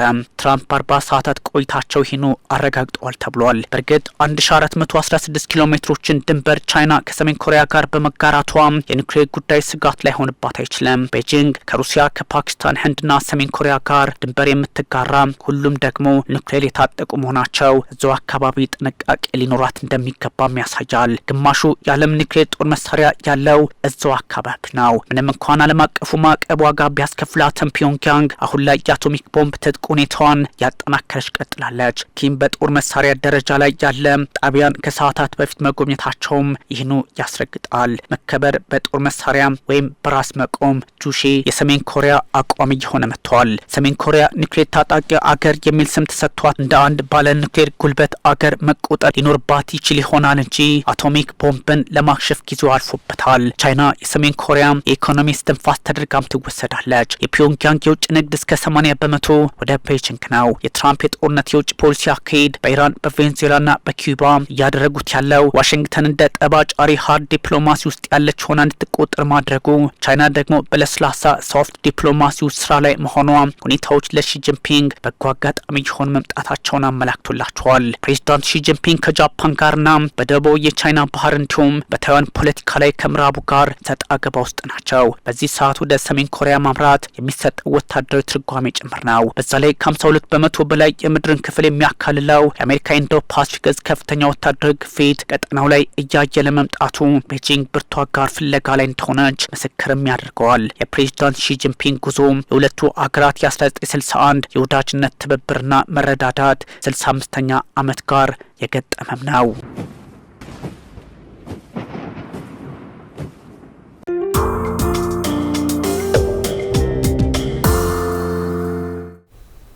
ተመልካቾቻችን ኤንቢሲ ማታን በቀጥታ ስርጭት ከኤንቢሲ ኢትዮጵያ ቴሌቪዥን በመከታተል ላይ ትገኛላችሁ። አብራችሁን ስላላችሁ ደስ ይለናል። ወደ ሌላኛው ጉዳይ ደግሞ እናልፋለን። የሩሲያ ቋንቋ ቀን በአፍሪካ ኢኮኖሚ ኮሚሽን አዳራሽ በዛሬው ዕለት ተከብሮ ውሏል። ዕለቱ በተባበሩት መንግስታት ድርጅት እውቅና በየዓመቱ ሰኔ 6 የሚከበር ሲሆን የቋንቋ ብዝሃነትንና ባህልን ለማዳበር ታላሚ ተደርጎ እንደሚከበር ተመላክቷል። የአብስራ ሚሊዮን በመዲናችን አዲስ አበባ በትላንትናው ዕለት በአፍሪካ ኢኮኖሚክ ኮሚሽን ቅጥር ውስጥ የሩሲያ ቋንቋ ቀን ተከብሮ ውሏል። የሩሲያ ቋንቋ ቀን በስነ ግጥም የልብ ወለድ ስራዎቹ በዓለም አቀፍ ደረጃ ተጽዕኖ መፍጠር የቻለውና የዘመናዊ የሩሲያ ስነ ጽሁፍ መስራችና አባት ተብሎ የሚጠራው አሌክሳንደር ፑሽኪን በፈረንጆቹ 1779 ሰኔ 6 ቀን መወለዱን አስመልክቶ ስያሜውን እንዳገኘና በየዓመቱ እንዲከበር ስለመደረጉም ይነገራል። የዛሬው በዓል ልዩ ይዘት ነው ያለ እንደምታውቀው ሁሉ የዛሬው 16 ዓመት በፊት ያህል የተባበሩት መንግስታት ድርጅት አንድ ልዩ ውሳኔ አጸደቀ። በዚህ ውሳኔ መሰረት በየዓመቱ የተባበሩት መንግስታት የይፋ ቋንቋዎች በዓላት እየተከበሩ ናቸው። ዛሬ እኛ የምናከብረው የሩሲያ ቋንቋ ቀን የሚባለውን በዓል ነው። ዛሬ የምናከብረው ከዓለማችን ዋነኛ ቋንቋዎች አንዱ የሆነውን ብቻ አይደለም የቋንቋን ብዝሃነትም ጭምር እንጂ። ይህም የተለያዩ ቋንቋዎችንና ባህሎችን በጋራ ለማምጣትና መግባባትን ለመፍጠር ወሳኝነት አለው። የሩሲያ ቋንቋ በ1946 በተባበሩት መንግስታት ድርጅት ከ6 ዋነኛ የስራ ቋንቋዎች ውስጥ እንዲካተት ሆኗል። ቋንቋው በዓለም አቀፍ ደረጃ ከ250 ሚሊዮን በላይ ተናጋሪዎች ያሉት ሲሆን በዓለም ላይ 10 ብዛት ያላቸው ተናጋሪዎች ካሏቸው ቋንቋዎች አንዱ ነው። የሩሲያን ቋንቋ ቀን አስመልክቶ በተዘጋጀው መድረክ እንደተገለጸው ቋንቋዎች ከመግባቢያነት ባለፈ የባህል ልውውጥ፣ የህዝብ ለህዝብ ትስስርን በመፍጠርና ሌሎችም አያሌ ጠቀሜታዎች እንዳሉት ይነገራል። የባህሎቹ ልውውጥ በሰው ልጅ ታሪክ በሰው ልጅ የዕለት ተዕለት ህይወት በጣም ከፍተኛ አስተዋጽኦ የበረከቱ ከፍተኛ ሚናን የጫወቱ ናቸው። ለምሳሌ ህዝቦቹ በሰላም እንዲኖሩ መግባባት አለባቸው። ይህንን መግባቢያን ወደፊት የሚያራምዱ አብዛኛው በሙያቸው ዲፕሎማቶች ናቸው። ግን ዲፕሎማቶች ብቻ በዚህ መስክ የሚሰሩ ከሆነ ይህ አይበቃም እና ተብሎ የሚጠራው የባህል ዲፕሎማሲ ለዓለም ሰላም፣ ለዓለም ህዝቦች መወዳደድ፣ መረዳዳት፣ መግባባት ከፍተኛ ሚናን ከፍተኛ አስተዋጽኦን ያበረከቱ ናቸው። የሩሲያ ቋንቋ በአካባቢው ሳይገደብ ወደ ሌሎች የዓለም ክፍሎች በስነ ጽሁፍና በሌሎችም የጥበብ መስኮች መሻገር ብሎም መወደድ ከቻሉ ቋንቋዎች አንዱ መሆኑ ይነገራል። እንደ ኢትዮጵያ ብዝሃ ባህልና ቋንቋ ያላቸው ሀገራት ታዲያ እንደ ሩሲያ ሁሉ የራስን ቋንቋ በማክበር በመጠቀምና ብሎም ከሀገር በማሻገር የበርካቶች መግባቢያ እንዲሆን ለማስቻል በርካታ የቤት ስራ እንዳለባቸውም ይገለጻል። አማርኛ በተለይ ቀደም ያሉት የኢትዮጵያ ደራሲያን በከፍተኛ ደረጃ የራሻን ቋንቋ መጽሐፎች ወደ አማርኛ ተርጉመው ብዙ ተነባቢ የሆኑ መጽሐፎች አሉ ነበሩ። ለምሳሌ ዶስቶየቭስኪ የሚባል ራሻኖች ራሳቸው ይደነቃሉ። ዶስቶየቭስኪ ቅኔያዊ የሆነ ነገር ነው የሚጽፍና የኢትዮጵያ ደራሲያን ዶስቶየቭስኪን እንዴት ነው የሚተረጉሙት ለኛ እንኳን የሚከብደን ብለው ያው ይደነቃሉ። ቀደም ያሉት የኛ ደራሲያን ማለት ነው በሚገርም አይነት ሁኔታ ነው የተረጎሙት ማለት ነው። እነ ማክሲም ጎርኪ፣ ቶልስቶይ፣ ዋር ኤንድ ፒስ ወይም ደግሞ ሰላምና ጦርነት፣ አና ካራኒና የሚሉ መጽሐፎች በከፍተኛ ደረጃ እናት ከቤተሰብ ወደ ህብረተሰብ የሚለው ምንድነው የጎርኪ መጽሐፍ በጣም በኢትዮጵያ ማህበረሰብ ውስጥ ተነባቢ ነበርና ራሻን ቋንቋ ማወቅ ያው ሁሉ ነገር ማወቅ ነው፣ ሳይንስን ማወቅ ነው። ሌላ ደግሞ ራሻኖች ያው እንደምታያቸው እንዴት ባህላቸው ራሻ በጣም የሰለጠነ ስልጣኔ የምንለውኛ ይሄ በቴክኖሎጂ እድገት አለ አይደለም ከፍተኛ ደረጃ ከደረሱ ማህበረሰቦች ውስጥ አንዷ ራሻ ናት። ግን አይተሻል ቋንቋቸውን ባህላቸውን እንዴት ጠብቀው አሁን ህፃናት ልጆች ባህላቸውን ጠብቀው እና ከራሻኖችና ከራሻ ቋንቋ የምንማረው ማህበረሰብ ባህሉንና ማንነቱን ጠብቆ መኖር እንዳለበት ነው የምንማረው። በተለይ ኢትዮጵያን የመሰለ ባለ ብዙ ባህል ሀገር ናት። ስለዚህ ከፍተኛ ስራ ነው የሚጠይቀን። ብዙ የተባበሩት መንግስታት ሰራተኞችም አማርኛን ለመማር ፍላጎት አላቸው። በኢትዮጵያ ውስጥ የሚገኙትን የተለያዩ ቋንቋዎች ለመማር ፍላጎት አላቸው። ስለዚህ በእርግጠኝነት የኛም አማርኛ በዓለም አቀፍ ደረጃ ቦታ አግኝቶ እንግዲህ የተለያዩ ሰዎች የሚግባቡበት እንዲሁም ደግሞ የስራ ቋንቋ እንደሚሆን እርግጠኛ ነኝ።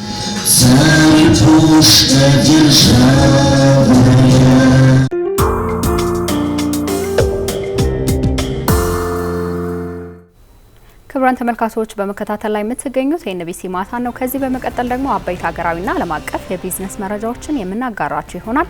ባልደረባችን የአብስራ ብርሃኑ መረጃዎችን ይዛለች። ተከታትለን እንመለስ።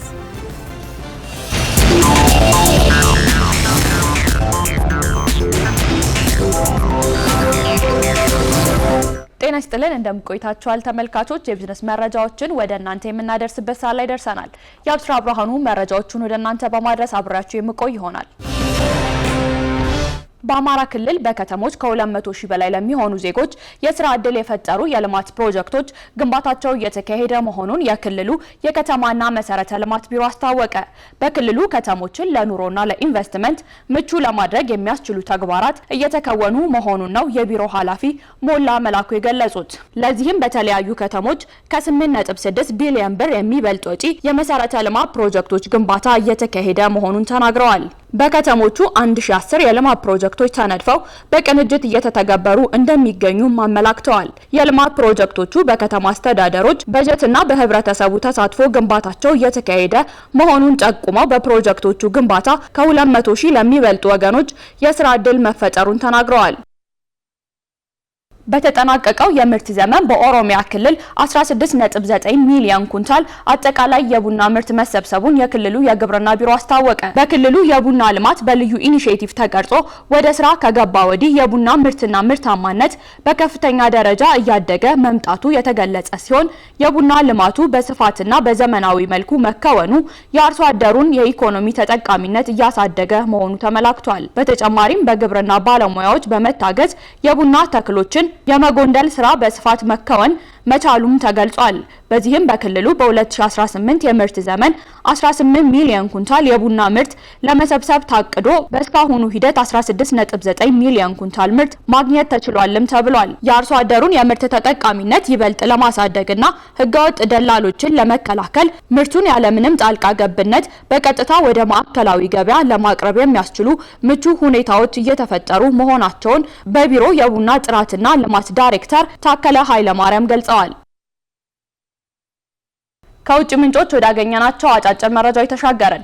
በናይጄሪያ የሚገኘው ግዙፉ የዳንጎቴ የነዳጅ ማጣሪያ ፋብሪካ በቀን 700 ሺህ በርሜል ድፍድፍ ነዳጅ ማጣራት መቻሉን አስታወቀ። ተቋሙ በሚቀጥሉ 30 ወራት የማምረት አቅሙን በእጥፍ በማሳደግ በቀን 1.4 ሚሊዮን በርሜል ለማድረስ አቅዷል። ይህ እቅድ ከተሳካ ማጣሪያ ፋብሪካው በዓለም ላይ ካሉ ግዙፍ የነዳጅ ማጣሪያ ፋሲሊቲዎች አንዱ እንደሚሆን ይጠበቃል። እንደ አውሮፓውያኑ አቆጣጠር በ2024 የነዳጅ ምርት ማምረት የጀመረው ይህ ፋብሪካ በአሁኑ ወቅት ምርቶቹን ወደ አፍሪካ፣ አውሮፓ፣ አሜሪካና ሳውዲ አረቢያ በመላክ ላይ ይገኛል። በተለይም በመካከለኛው ምስራቅ ያለው ውጥረት በዓለም አቀፍ ነዳጅ አቅርቦት ላይ ስጋት በፈጠረበት በዚህ ወቅት የዳንጎቴ ምርቶች ፍላጎት በከፍተኛ ሁኔታ እየጨመረ መምጣቱ ተጠቁሟል። የዓለም የምግብ ዋጋ በግንቦት ወር መጠነኛ ቅናሽ ማሳየቱን የተባበሩት መንግስታት የምግብና የእርሻ ድርጅት ፋኦ አስታወቀ። ድርጅቱ ባወጣው ሪፖርት በግንቦት ወር የምግብ ሸቀጦች ዋጋ በ0.2 በመቶ መጠነኛ ቅናሽ ማሳየቱን አመላክቷል። ይሁን እንጂ የእህልና የስኳር ዋጋ ጭማሪ አሳይተዋል። የእህል ዋጋ በወር ውስጥ የ2.6 በመቶ ጭማሪ ያሳየ ሲሆን በተለይም የስንዴ ዋጋ ለተከታታይ 4 ወራት ጨምሯል። ለዚህም ምክንያቱ የአሜሪካ ምርት መቀነስ፣ የነዳጅ እንዲሁም የማዳበሪያ ዋጋ መናር እንደሆነ ተገልጿል። የበቆሎ ዋጋም በብራዚልና በአሜሪካ ያለው አቅርቦት በመቀነሱ ምክንያት ጭማሪ አሳይቷል። በሌላ በኩል የአትክልት ዘይት ከሚያዝያ ወር ጋር ሲነጻጸር የ4.6 በመቶ ቅናሽ አስመዝግቧል። ይሁን እንጂ አሁንም የዘይት ዋጋ ካለፈው ዓመት ተመሳሳይ ወቅት ጋር ሲነጻጸር በ20 በመቶ ብልጫ አለው። በተጨማሪም የስኳር ዋጋ ከሚያዝያ ወር ጋር ሲነጻጸር የ7.5 በመቶ ከፍተኛ ጭማሪን አስመዝግቧል። በዝርዝር ወደምንመለከተው የሀገር ውስጥ ጉዳይ ተሻገረን። የኢትዮጵያ የኤሌክትሪክ ስትራቴጂ ትግበራና እቅድ ወጪን ከመቀነስ ባሻገር ለአስተማማኝ የኃይል አቅርቦት ዋስትና መሆኑ ተገለጸ። ኢትዮጵያ እንደ አውሮፓውያኑ አቆጣጠር እስከ 2030 ከሚመዘገቡ የኤሌክትሪክ ተሽከርካሪዎች መካከል 30 በመቶ የሚሆነውን በሀገር ውስጥ ለማምረትና ለመገጣጠም ማቀዷ በአፍሪካውያን መካከል ያለውን የንግድ ትስስር ያጠናክራል ተብሏል። ተጨማሪ ተከታትለን እንመለስ። የኢትዮጵያ የአረንጓዴ ኢኮኖሚ ልማት የኃይል አቅርቦትን በማረጋገጥ አህጉራዊ የኢኮኖሚ ትስስርን ማጠናከር የሚያስችል መሆኑ ተገለጸ። ኢትዮጵያ በየዓመቱ ለነዳጅ የሚወጣውን ወጪ ለመቀነስና በታዳሽ ኃይል የሚመራ የትራንስፖርት ስርዓትን ለመገንባት የሚያስችል ብሔራዊ የኤሌክትሪክ ተሽከርካሪ ስትራቴጂና ትግበራ እቅድን ይፋ አድርጋለች። የኢትዮጵያ የኤሌክትሪክ ተሽከርካሪ ስትራቴጂ ከዓለም አቀፍ የሕግ ማዕቀፎች ጋር የተናበበ መሆኑን በተባበሩት መንግስታት ድርጅት የአፍሪካ ኢኮኖሚ ኮሚሽን የቴክኖሎጂ ኢኖቬሽንና መሰረተ ልማት ዲቪዚዮን ዳይሬክተር ሮበርት ሊሴንጌ ገልጸዋል። በርካታ የአፍሪካ ሀገራት ከውጭ በሚገባ ነዳጅ ላይ ጥገኛ በመሆናቸው ለከፍተኛ የውጭ ምንዛሪ ወጪ እንደሚዳረጉ የገለጹት ዳይሬክተሩ የኢትዮጵያ የኤሌክትሪክ ተሽከርካሪ ስትራቴጂና የትግበራ እቅድ ወጪን ከመቀነስ ባሻገር ለአስተማማኝ የኃይል አቅርቦት ዋስትና ይሆናል ብለዋል። ነዳጅን ከውጭ የሚያስገቡ ሀገራት ነዳጁን ለማስመጣት ከፍተኛ መጠን ያለው የውጭ ምንዛሪ ያወጣሉ። ሆኖም ሙሉ በሙሉ ወደ ኤሌክትሪክ ተሽከርካሪዎች መሸጋገር ከቻሉ በሌሎች የዓለም ሀገራት ነዳጅ ያላቸውን ጥገኝነት መቀነስ ያስችላል። በመሆኑም የኢትዮጵያ ኤሌክትሪክ ተሽከርካሪዎች ስትራቴጂ መተግበር ከኢኮኖሚ ጠቀሜታው ባሻገር ለኢነርጂ ዋስትናም እጅግ በጣም ጠቃሚ ነው። ኢትዮጵያ ወደ ኤሌክትሪክ ተሽከርካሪዎች እያደረገች ያለችው ሽግግር የአየር ብክለትን በመቀነስ የአየር ንብረት ለውጥ ተጽዕኖን ለመቋቋም ለሚደረገው ጥረት አጋዥ እንደሚሆን አመላክተዋል። በተለይም እንደ ኢትዮጵያ ባሉና ከውሃና ተመሳሳይ ንጹህ ኢነርጂ የሚያመነጩ ሀገራት ወደ ኤሌክትሪክ ተሽከርካሪዎች ሽግግር በሚያደርጉበት ወቅት ከነዳጅ የሚወጣ የጋዝ ልቀትን ሙሉ በሙሉ በሚያስብል ደረጃ ያስወግዳሉ። ምክንያቱም የኤሌክትሪክ ተሽከርካሪዎች ንጹህና ለአካባቢ ተስማሚ ናቸው። ይህም ከትራንስፖርት ዘርፍ የሚለቀቀውን የካርቦን ዳይኦክሳይድ ጋዝ ልቀትን ሙሉ በሙሉ በሚያስብል ደረጃ ማስወገድ ያስችላል። ስለሆነም የኤሌክትሪክ ተሽከርካሪዎች ለአረንጓዴ ልማት ከፍተኛ አስተዋጽኦ እያበረከቱ ይገኛሉ። ኢትዮጵያ እንደ አውሮፓውያኑ አቆጣጠር እስከ 2030 አዲስ ከሚመዘገቡ የኤሌክትሪክ ተሽከርካሪዎች መካከል 30 በመቶ የሚሆኑትን በሀገር ውስጥ ለማምረትና ለመገጣጠም ማቀዷ በአፍሪካውያን መካከል ያለውን የንግድ ትስስር ያጠናክራልን ብለዋል። የአሜሪካው ፕሬዝዳንት ዶናልድ ትራምፕ በሀገሪቱ እየናረ የመጣውን የኢነርጂ ዋጋ ለመግታትና የከሰል ኢንዱስትሪን ለማነቃቃት የ$700 ሚሊዮን እቅድን ይፋ አደረጉ። ትራምፕ የአሜሪካውያንን የኑሮ ውድነት ለመቀነስ ታሪካዊ እርምጃ እየወሰድን ነው ሲሉም የውሳኔያቸውን አስፈላጊነት አብራርተዋል። ሀቴት ኃይሉ ያዘጋጀችውን ሰላማዊት ወልደ ገሪማ ታቀርበዋለች።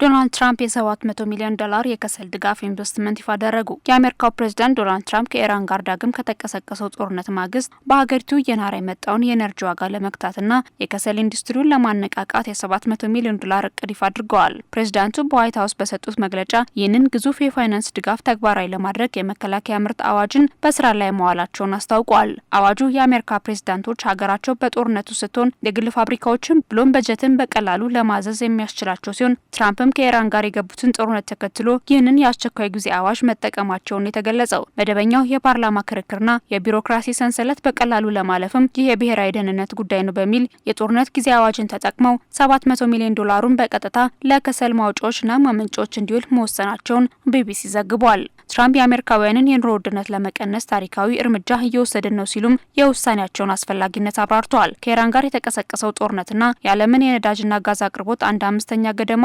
የሚያስተላልፈው የሆርሙዝ ሰርጥ መዘጋት በአሜሪካ የነዳጅ ዋጋ ላይ ከፍተኛ ተጽዕኖ እያሳደረ ይገኛል። ይህም የአሜሪካን የኢኮኖሚ ደህንነት አደጋ ላይ ጥሎታል። የሀገሪቱ የአውቶሞቢል ማህበር ባወጣው መረጃ መሰረት አሜሪካና እስራኤል በኢራን ላይ ጥቃት ከመሰንዘራቸው በፊት $2.98 የነበረው የ1 ጋሎን ቤንዚን አማካኝ ዋጋ በዚህ ወቅት $4.24 ደርሷል። ፕሬዝዳንቱ ይፋ ካደረጉት የ$700 ሚሊዮን የልማት እቅድ መካከል በፌዴራል መንግስቱ $500 ሚሊዮን የሚሸፈን ሲሆን በኬንታኪ፣ ሰሜን ካሮላይና ኢንዲያናን ጨምሮ በ10 ግዛቶች የሚገኙ 14 ነባር የከሰል ማመንጫዎችን መልሶ ለማቋቋም እንዲሁም 42 የማዕድን ቦታዎችን ለመጠበቅ እንደሚውል የቢቢሲ ዘገባ ያትታል። ቀሪው $200 ሚሊዮን ደግሞ በአላስካና ዌስት ቨርጂኒያ አዳዲስ የከሰል ማመንጫዎችን ለመገንባት ይውላል ተብሏል። ትራምፕ በወሰዱት እርምጃ የሚገነቡት የድንጋይ ከሰል ማመንጫዎች በአሜሪካ ምድር እንደ አውሮፓውያን አቆጣጠር ከ2013 ወዲህ የሚገነቡ የመጀመሪያዎቹ አዳዲስ ማመንጫዎች ያደርጋቸዋል። በተጨማሪም በኦክላንድ ካሊፎርኒያ አዲስ ግዙፍ የከሰል ወጪ ንግድ ተርሚናል የሚገነባ ሲሆን ይህ ፕሮጀክት ለ1400 ዜጎች የስራ ዕድል እንደሚፈጥር ይጠበቃል። አዲስ በሚገነቡትና በሚታደሱት የከሰል ማመንጫዎች ደግሞ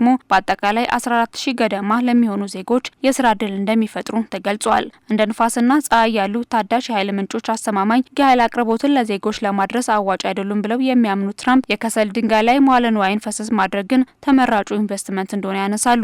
ሀገሪቱ አዳዲስና ውድ የሆኑ የንፋስና የፀሐይ ኃይል ማመንጫዎችን ለመገንባት እቅድ ቢኖራት ኖሮ ኩባንያዎቹ የሚያወጧቸውን ከፍተኛ ወጪ መልሰው የሚያገኙት በህዝቡ ላይ የኤሌክትሪክና የኃይል ሂሳብ በመጨመር እንደሆነ ፕሬዝዳንቱ ገልጿል። ሆኖም እሳቸው አዲስ ባስተላለፉት ውሳኔያቸው አሜሪካውያን አዳዲስ ማመንጫዎችን ለመገንባት ከሚወጣው ወጪና ወደፊት በክፍያ መልክ ከሚጫንባቸው 50 ቢሊዮን ዶላር ድነዋል ሲሉ ለቢቢሲ ተናግሯል። የአሜሪካ የሰራተኛ ስታቲስቲክስ ቢሮ በበኩሉ እስከ ባለፈው የግንቦት ወር ባለው አንድ ዓመት ውስጥ ብቻ ሸማቾች ለኃይል የሚያወጡት ዋጋ በ17.9 በመቶ ማደጉ የገለጸ ሲሆን የትራምፕ አስተዳደር የወሰደው ይህ እርምጃ በኤነርጂ ገበያው ላይ የሚታየውን የዋጋ ንረት ያረጋጋል የሚል እምነት እንዳለው ገልጿል።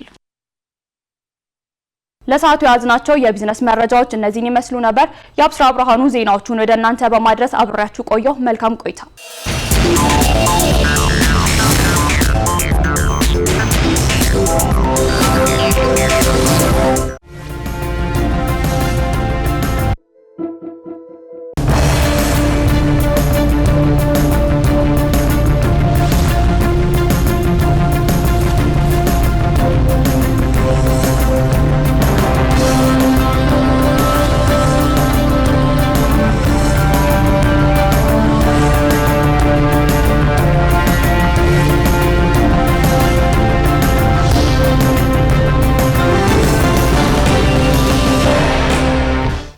ክቡራን ተመልካቾች በድጋሚ እንደምናመሻችሁ። አሁን ከምሽቱ 2 ሰዓት ሆኗል። የምትገኙ ደግሞ ኤንቢሲ ማታ ላይ ነው።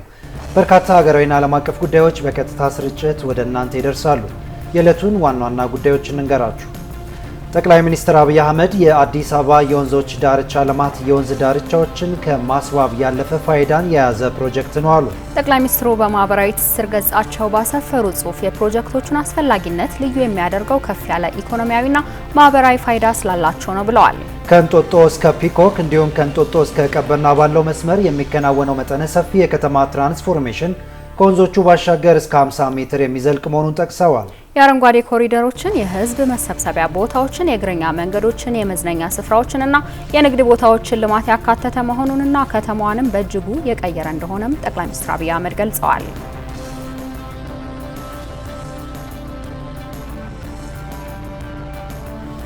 ከፍተኛ የትምህርት ተቋማት በዲጂታል ትራንስፎርሜሽን ዘርፍ ለተጀመሩ የሪፎርም ስራዎች የጎላ ሚና አላቸው አለ የኢኖቬሽንና ቴክኖሎጂ ሚኒስቴር። የጎንደር ዩኒቨርሲቲ በዲጂታል ትራንስፎርሜሽን በጤና በኑሮና በስነ ምህዳር ላይ ዘላቂ አቅምን መገንባት በሚል መሪ ሀሳብ 32ኛውን ዓመታዊ የምርምር ጉባኤ አካሂደዋል። በጉባኤው የኢኖቬሽንና ቴክኖሎጂ ሚኒስቴር በለጠ ሞላ በዲጂታል ኢትዮጵያ 2025 የተገኘው ልምድና ተሞክሮ በመቀመር ለዲጂታል 2030 ግብ ስኬት ከፍተኛ የትምህርት ተቋማት የላቀ አበርክቶ ሊኖራቸው ይገባል ብለዋል። የጎንደር ዩኒቨርሲቲ ፕሬዝዳንት አስራት አጸደ ወይን በበኩላቸው በዲጂታል ቴክኖሎጂ ዘርፍ ምርመራና የፈጠራ ስራዎችን በማበረታታት በዘርፉ ብቁ ተመራማሪዎችን ለማፍራት ትኩረት ተደርጓል ብለዋል። የአፍሪካ አመራር ልቀት አካዳሚ ፕሬዝዳንት ዛዲግ አብርሃ የዘመኑ ትውልድ የወደፊቱን ዓለም መቀላቀል እንዲችል የዲጂታል ቴክኖሎጂ እውቀትና ክህሎት ባለቤት መሆን አለበት ሲሉ አሳስበዋል።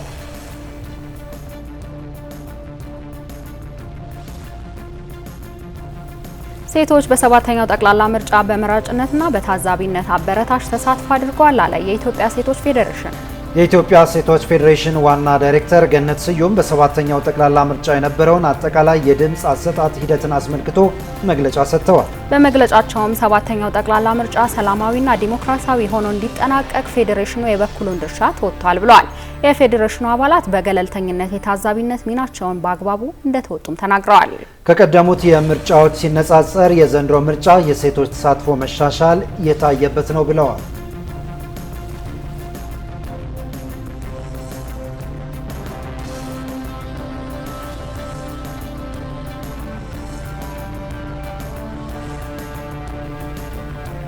የኢትዮጵያ መገናኛ ብዙሃን ባለስልጣን ሚዲያዎች የቴክኖሎጂ አቅማቸውን በማሳደግ ዘመናዊ አሰራርን እየተከተሉ እንደሚገኙ ገለጸ። ባለስልጣኑ ባለፉት 5 ወራት ለ70 የመገናኛ ብዙሃን በፍቃድና ክትትል ዘርፍ የፍቃድና የብቃት ማረጋገጫ ሰርተፍኬት እንዲሁም የእድሳት አገልግሎት መስጠቱን አስታውቋል።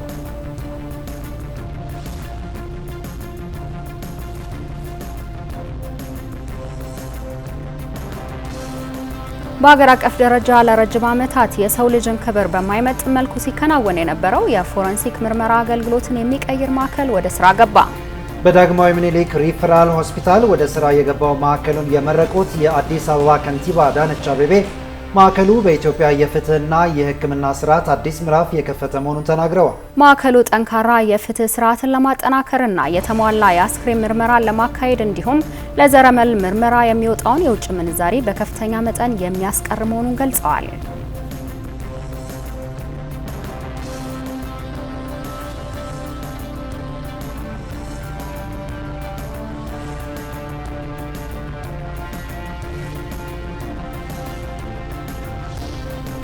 ከባህር ማዶ ያገኘናቸውን አጫጭር መረጃዎች እናጋራችሁ። የኬንያው ፕሬዝዳንት ዊሊያም ሩቶ የአሜሪካን የኢቦላ ወረርሽኝ ማገገሚያ ማዕከል በናይሮቢ የመክፈት ውሳኔውን ዳግም ተቃወሙ። ኬንያ በአዲሱ የኢቦላ ወረርሽኝ ለተጠቁ አሜሪካውያን ለይቶ ማቆያ የሚሆን ማዕከል በግዛቷ እንዲቋቋም መፍቀዷን ተከትሎ አንድ ማህበር ባቀረበው ክስ እቅዱ በፍርድ ቤት በጊዜያዊነት መታገዱ ይታወቃል። የኬንያው ፕሬዝዳንት ዊሊያም ሩቶ ዛሬ በሰጡት ሀሳብ አሜሪካ ከናይሮቢ በስተሰሜን 200 ኪሎ ሜትር ርቀት ላይ ለአሜሪካውያን የኢቦላ ማቆያ ጣቢያ እንድትገነባ በሚል የመንግስታቸውን ውሳኔ በድጋሚ ተከራክረዋል።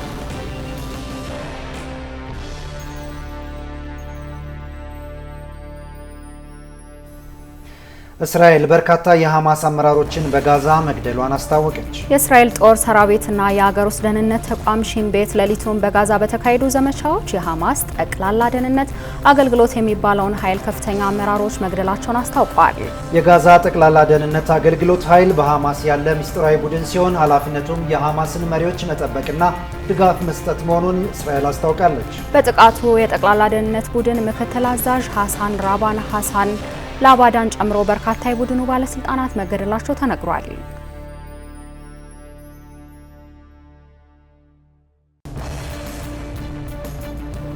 የተባበሩት መንግስታት የዓለም ምግብ ፕሮግራም የመካከለኛው ምስራቅ ጦርነት ሚሊዮኖችን ለረሃብ እያጋለጠ ነው ሲል አስጠነቀቀ። በመካከለኛው ምስራቅ እየተካሄደ ያለው ጦርነት በሚሊዮን የሚቆጠሩ ተጨማሪ ሰዎችን ለረሃብ እንዳጋለጠ ድርጅቱ ገልጿል።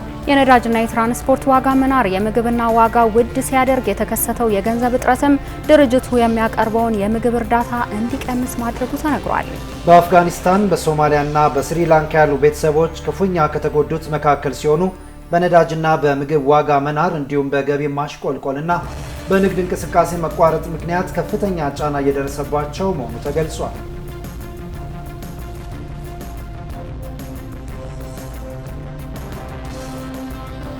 የሊባኖሱ ሄዝቦላ በአሜሪካ አሸማጋይነት በእስራኤልና ሊባኖስ መንግስታት መካከል የተደረሰውን የተኩስ አቁም ስምምነት ውድቅ አደረገ። መሪው ናኢም ቃሲም ሄዝቦላ ጥቃቱን የሚያቆመው እስራኤል የተኩስ አቁም ስምምነቱን ስትቀበል ብቻ ነው ብለዋል።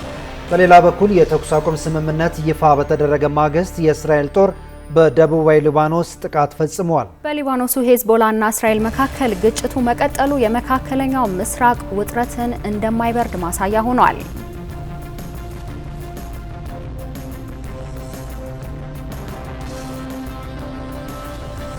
የቻይናው ፕሬዝዳንት ሺ ጂንፒንግ ወደ ሰሜን ኮሪያ ከቀናት በኋላ ሊያቀኑ ነው። የሺ ጉዞ ወደ ፒዮንግያንግ የዓለም ፖለቲካ ሚዛንን ቤጂንግ በማስጠበቅ ሂደት ውስጥ መሆኗን ማሳያ ነው ተብሏል። ፕሬዝዳንቱ በዚህ ዓመት ለመጀመሪያ ጊዜ ወደ ውጭ ሀገር ጉዞ ሲያደርጉ ሰሜን ኮሪያ መጀመሪያቸው ትሆናለች። ፕሬዝዳንት ዶናልድ ትራምፕ እና ኪም ጆንግ ኡንን ለማገናኘት ሺ ጉዞውን ሊጠቀሙበት እንደሚችሉም ተነግሯል።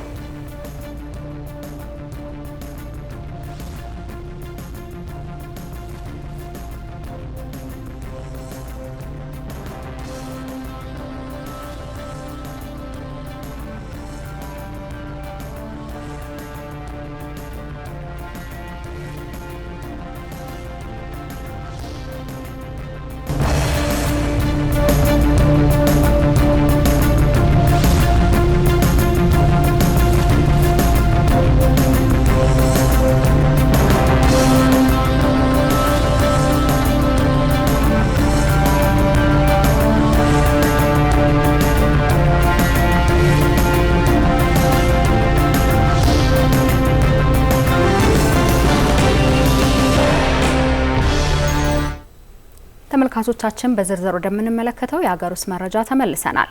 በዓለም አቀፍ ደረጃ ለ54ኛ ጊዜ የሚከበረው የዓለም የአካባቢ ጥበቃ ቀን በዛሬው ዕለት በአዲስ አበባ ከተማ ተከብሮ ውሏል። በዕለቱ ልዩ ልማታዊ ስራ የተሰራባቸውና በተገቢው መንገድ ተጠብቀው የተያዙ ቦታዎች የነገ ሀገር ተረካቢ በሆኑ ህጻናት ተጎብኝተዋል። ህሊና ሙሉ ተጨማሪ አላት። በዓለም አቀፍ ደረጃ የሚከበረውን ዓለም አቀፍ የአካባቢ ቀንን ጥበቃ ተመልክቶ አንደኛ ደረጃ ተማሪዎች ላይ ያተኮረና ከዛ ባለፈ ደግሞ የግንዛቤ ማስጨበጥ ሂደቱን ህጻናት ላይ ማድረጉ ለወደፊት የትውልዱ ላይ የአካባቢ ጽዳት ምን ይመስላል፣ ሀገርን እስከ ማስጠበቅ አንጻር ምን አይነት ፋይዳ አለ የሚለውን ጣቢያችን ኤንቢሲ ሚዲያ ያነጋገራቸው ሰዎች እንዲህ ባለ መልኩ ገልጸውልናል። ዛሬ ዓለም አቀፍ የአካባቢ ቀን ነው የሚከበረው። እነዚህ የምታያቸው ትውልዶቹ ነገ ሀገር ተረካቢ ናቸው። አሁን ደግሞ እዚህ ያለነው በወንዝ ዳር ልማት ላይ ነው ያለነውና በወንዝ ዳር ልማት ለነሱ ነው የሚሰራው። እነሱም አካባቢያቸውን አውቀው ነገ ተንከባክበው እንዲጠቀሙበት ግንዛቤ ለማስጨበጥ ነው። ህጻናቶችን ከታች ጀምረን በክበብ አሳትፈን ልጆቹ ካሁኑ ከህጻንነታቸው ይሄ አካባቢ ንጹህ ማድረግ አካባቢ መንከባከብ እንደ ባህል አድርገው እንዲያድጉ ከታች መስራታችን ይህንን ንጽህናን እንደ ባህል አድርገው እንዲያድጉ በማሰብ ነው ታች ላይ እየሰራን ያለ ነው። ከልጅነት ጀምረሽ የምታስተምሪው ነገር ከሌለ ትልቅ ነገር ወደፊት አታገኝምና ሁሉን ነገር ከልጅነት ጀምሮ ያስተማርሻቸው በጭንቅላታቸው የያዙ እያደጉ እነሱ ራሳቸው አካባቢን መንከባከብና አካባቢን ጽዱ መሆን እንዳለበት እየተረዱ ሄዱና ራሳቸውን ወደ ተግባር ይሄዳሉ። ዓለም አቀፍ የአካባቢ ቀን ጥበቃን እንዲህ ባለ መልኩ መከበሩና አካባቢን በንጽህና መያዝና ሀገርን ደግሞ እንዲህ ባለ መልኩ የተለያዩ በንጽህና የተጠበቁ ቦታዎችን ለተማሪዎች እንዲሁም ደግሞ ለህፃናቶች እንዲህ ባለ መልኩ ማስጎብኘት ለሀገር ያለው ፋይዳ እንዲሁም ደግሞ ከሀገር ባሻገር ዓለም ምን ትመስላለች የሚለውን የመወሰን አቅምም እንዳለው በአንደኛ ደረጃ ተማሪዎች እንዲህ ባለ መልኩ ሀሳባቸውን ገልጸውልናል። እዚህ ቦታ ላይ እንደምንመለከተው የተለያዩ አረንጓዴ ልማቶች እየተደረጉ ነው። ከዛም በመቀጠል ደግሞ ፕላስቲክ ወይም ደግሞ አላስፈላጊ የሆኑ ቆሻሻዎችን እናጸዳለን። ማለትም በአብዛኛው የፕላስቲክ የምንላቸው አሁን ላይ እየተወገዱ ነው። ማለት የማይበሰብሱ ቆሻሻዎች ወይም ደግሞ ለረጅም ጊዜ የሚቆዩ በመሆናቸው እነዛ አካባቢ ለረጅም ጊዜ ስለሚበሰብሱ ወይም ደግሞ የተከልናቸውንም እጽዋቶች ሊያበላሹብን ስለሚችሉ እነዛን የማያስፈልጉ ቆሻሻዎችን በጋራ በመሆን እናጸዳለን ማለት ነው። እንደዚህ አይነት ፕሮግራም መዘጋጀታቸው ለተማሪዎች ላላቸውን የአቅምና የሀሳብ ለዛ ነገር ያላቸውን አስተሳሰብ ይቀይራል እና ተማሪዎቹ በዚህ ተነሳስተው ሀገራቸውንና አካባቢያቸውን እንዲጠብቁ ያደርጋል። የአካባቢ ንጽህናን ከማስጠበቅ አንጻር ትውልዱ የተለያየ ኃላፊነት እንዳለበትና ህጻናት፣ አዛውንት ሳይል ሁሉም በየዘርፉ የተለያየ ድርሻ እንዳለበትና እንዲሁም ደግሞ ዓለምን ንጽህናን መጠበቅ ደግሞ ከራስ የሚጠበቅ ነገር መሆኑን ደግሞ የተለያዩ ያነጋገርናቸው ሰዎች ገልጸውልናል። ቀጣይነት ያለው የአካባቢና የአየር ንብረት ለውጥ ለማንም የሚተው አይደለም፣ የጋራችን ነው። በዓለም አቀፍ ደረጃ ለምሳሌ በየአመቱ ይካሄዳል። ይህን ግንዛቤ ማስጨበጥ ቀላል አይደለምና የአየር ንብረት ለውጥ ደግሞ የሁሉም ስለሆነ ህጻናቶቹ እንዲህ ግንዛቤ እያገኙ ለአዋቂውም ለሁሉም ስለሚሆን ማያያዙ የግዴታ ነው። ለሀገር ገጽታ ደግሞ ለሚመጡ ቱሪስቶች በተለይ አካባቢውን ለሚያዩ ቱሪስቶች የአካባቢ ንጹህ በመሆኑ በጣም ስበት ይኖራል። እዛ ላይ ደግሞ ለወጣቱ እንደዚህ አንዳንድ መድረክ ላይ አሁን እየተፈጠሩ ያሉት ነገር ምንድነው? ታለንታቸውን እያሳዩ ዝግጅት እያሳዩ ዓለም የቱሪስት መስህብ ትሆናለች ሀገራችንና ቱሪስቶች እየበዙ ይሄዳል። ለዓለም እያስተዋወቅን እንሄዳለን። በአካባቢያችሁ በአንዲት ቦታ ላይ ይበቃል ትንሽም ቦታ ብትሆን ችግኝ ትከሉ፣ አካባቢያችሁን ጠብቁ፣ ቆሻሻ መንገድ ላይ ያጣሉ። ለትላልቆች ደግሞ እውቀቱን ግንዛቤያቸው ከፍ ያለ ስለሆነ ተማሪዎችና ህጻናትን እንዲያስረዱና ግንዛቤ እንዲያስጨብጡላል።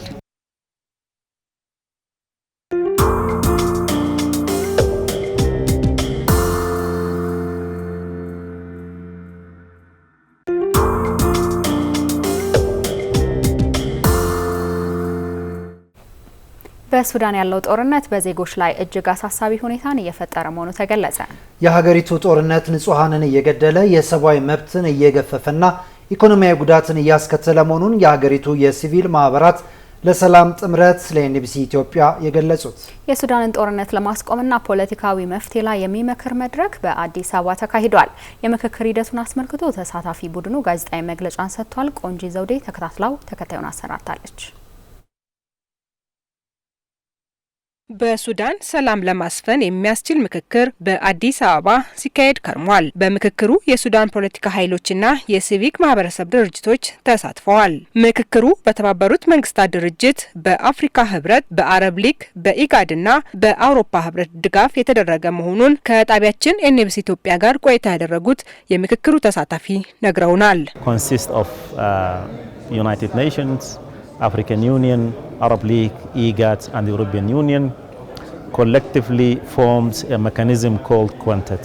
በአዲስ አበባ ከሰሞኑ ስናደርግ የነበረው ምክክር የፖለቲካ ፓርቲዎች፣ የሲቪክ ማህበራት ድርጅቶች የተሳተፉበት ሲሆን በሱዳን እንዴት ሰላም ይስፈን የሚለው ጉዳይ በዋናነት ተዳስሷል።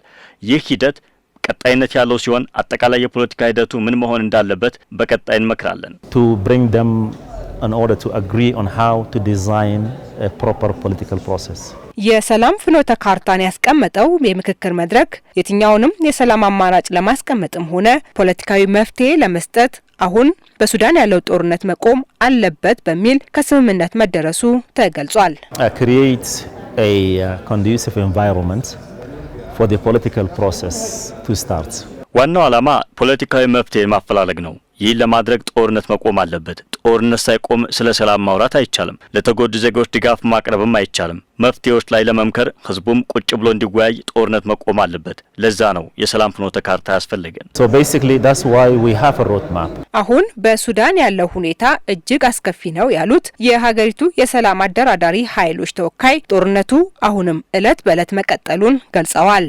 ጦርነትን በማካሄድ ስልጣን ለመያዝ የሚፈልገው አካል ዛሬም ዓለም አቀፍ ማህበረሰቡ በሱዳን ሰላም ለማስፈን የሚያደርገውን ጥረት አለመቀበሉን ተከትሎ ሱዳን በግጭት ውስጥ እንድትቆይ ተደርጋለችም ተብሏል። Well, basically the situation on the ground is miserable. ዛሬም መጥፎ ሁኔታ ነው ያለው። በሱዳን ዜጎች ለሁለት ተከፍለዋል። ዓለም አቀፍ ማህበረሰቡ የሚያደርገው የሰላም ጥረት ተቀባይነት እያገኘ አይደለም። በዛች ሀገር ጦርነት እንዲቀጥል የሚፈልግ አካል አለ። And for those who don't believe on democracy, on peace, and they want only use force and power to come back to power, need to be excluded from the political process. ጦርነትን አማራጭ ያደረገ ኃይል አለ ብለን የሀገራችንን ጉዳይ አንተውም ያሉት የምክክሩ ተሳታፊዎች ዲሞክራሲንና ሰላምን የማያስቀድመውን ኃይል ትተን ስለ ሰላም እንመክራለን፣ ለዚህም ዓለም አቀፍ ድጋፍ አለን ነው ያሉት። In this first stage, we want to exclude them from participating in the political process.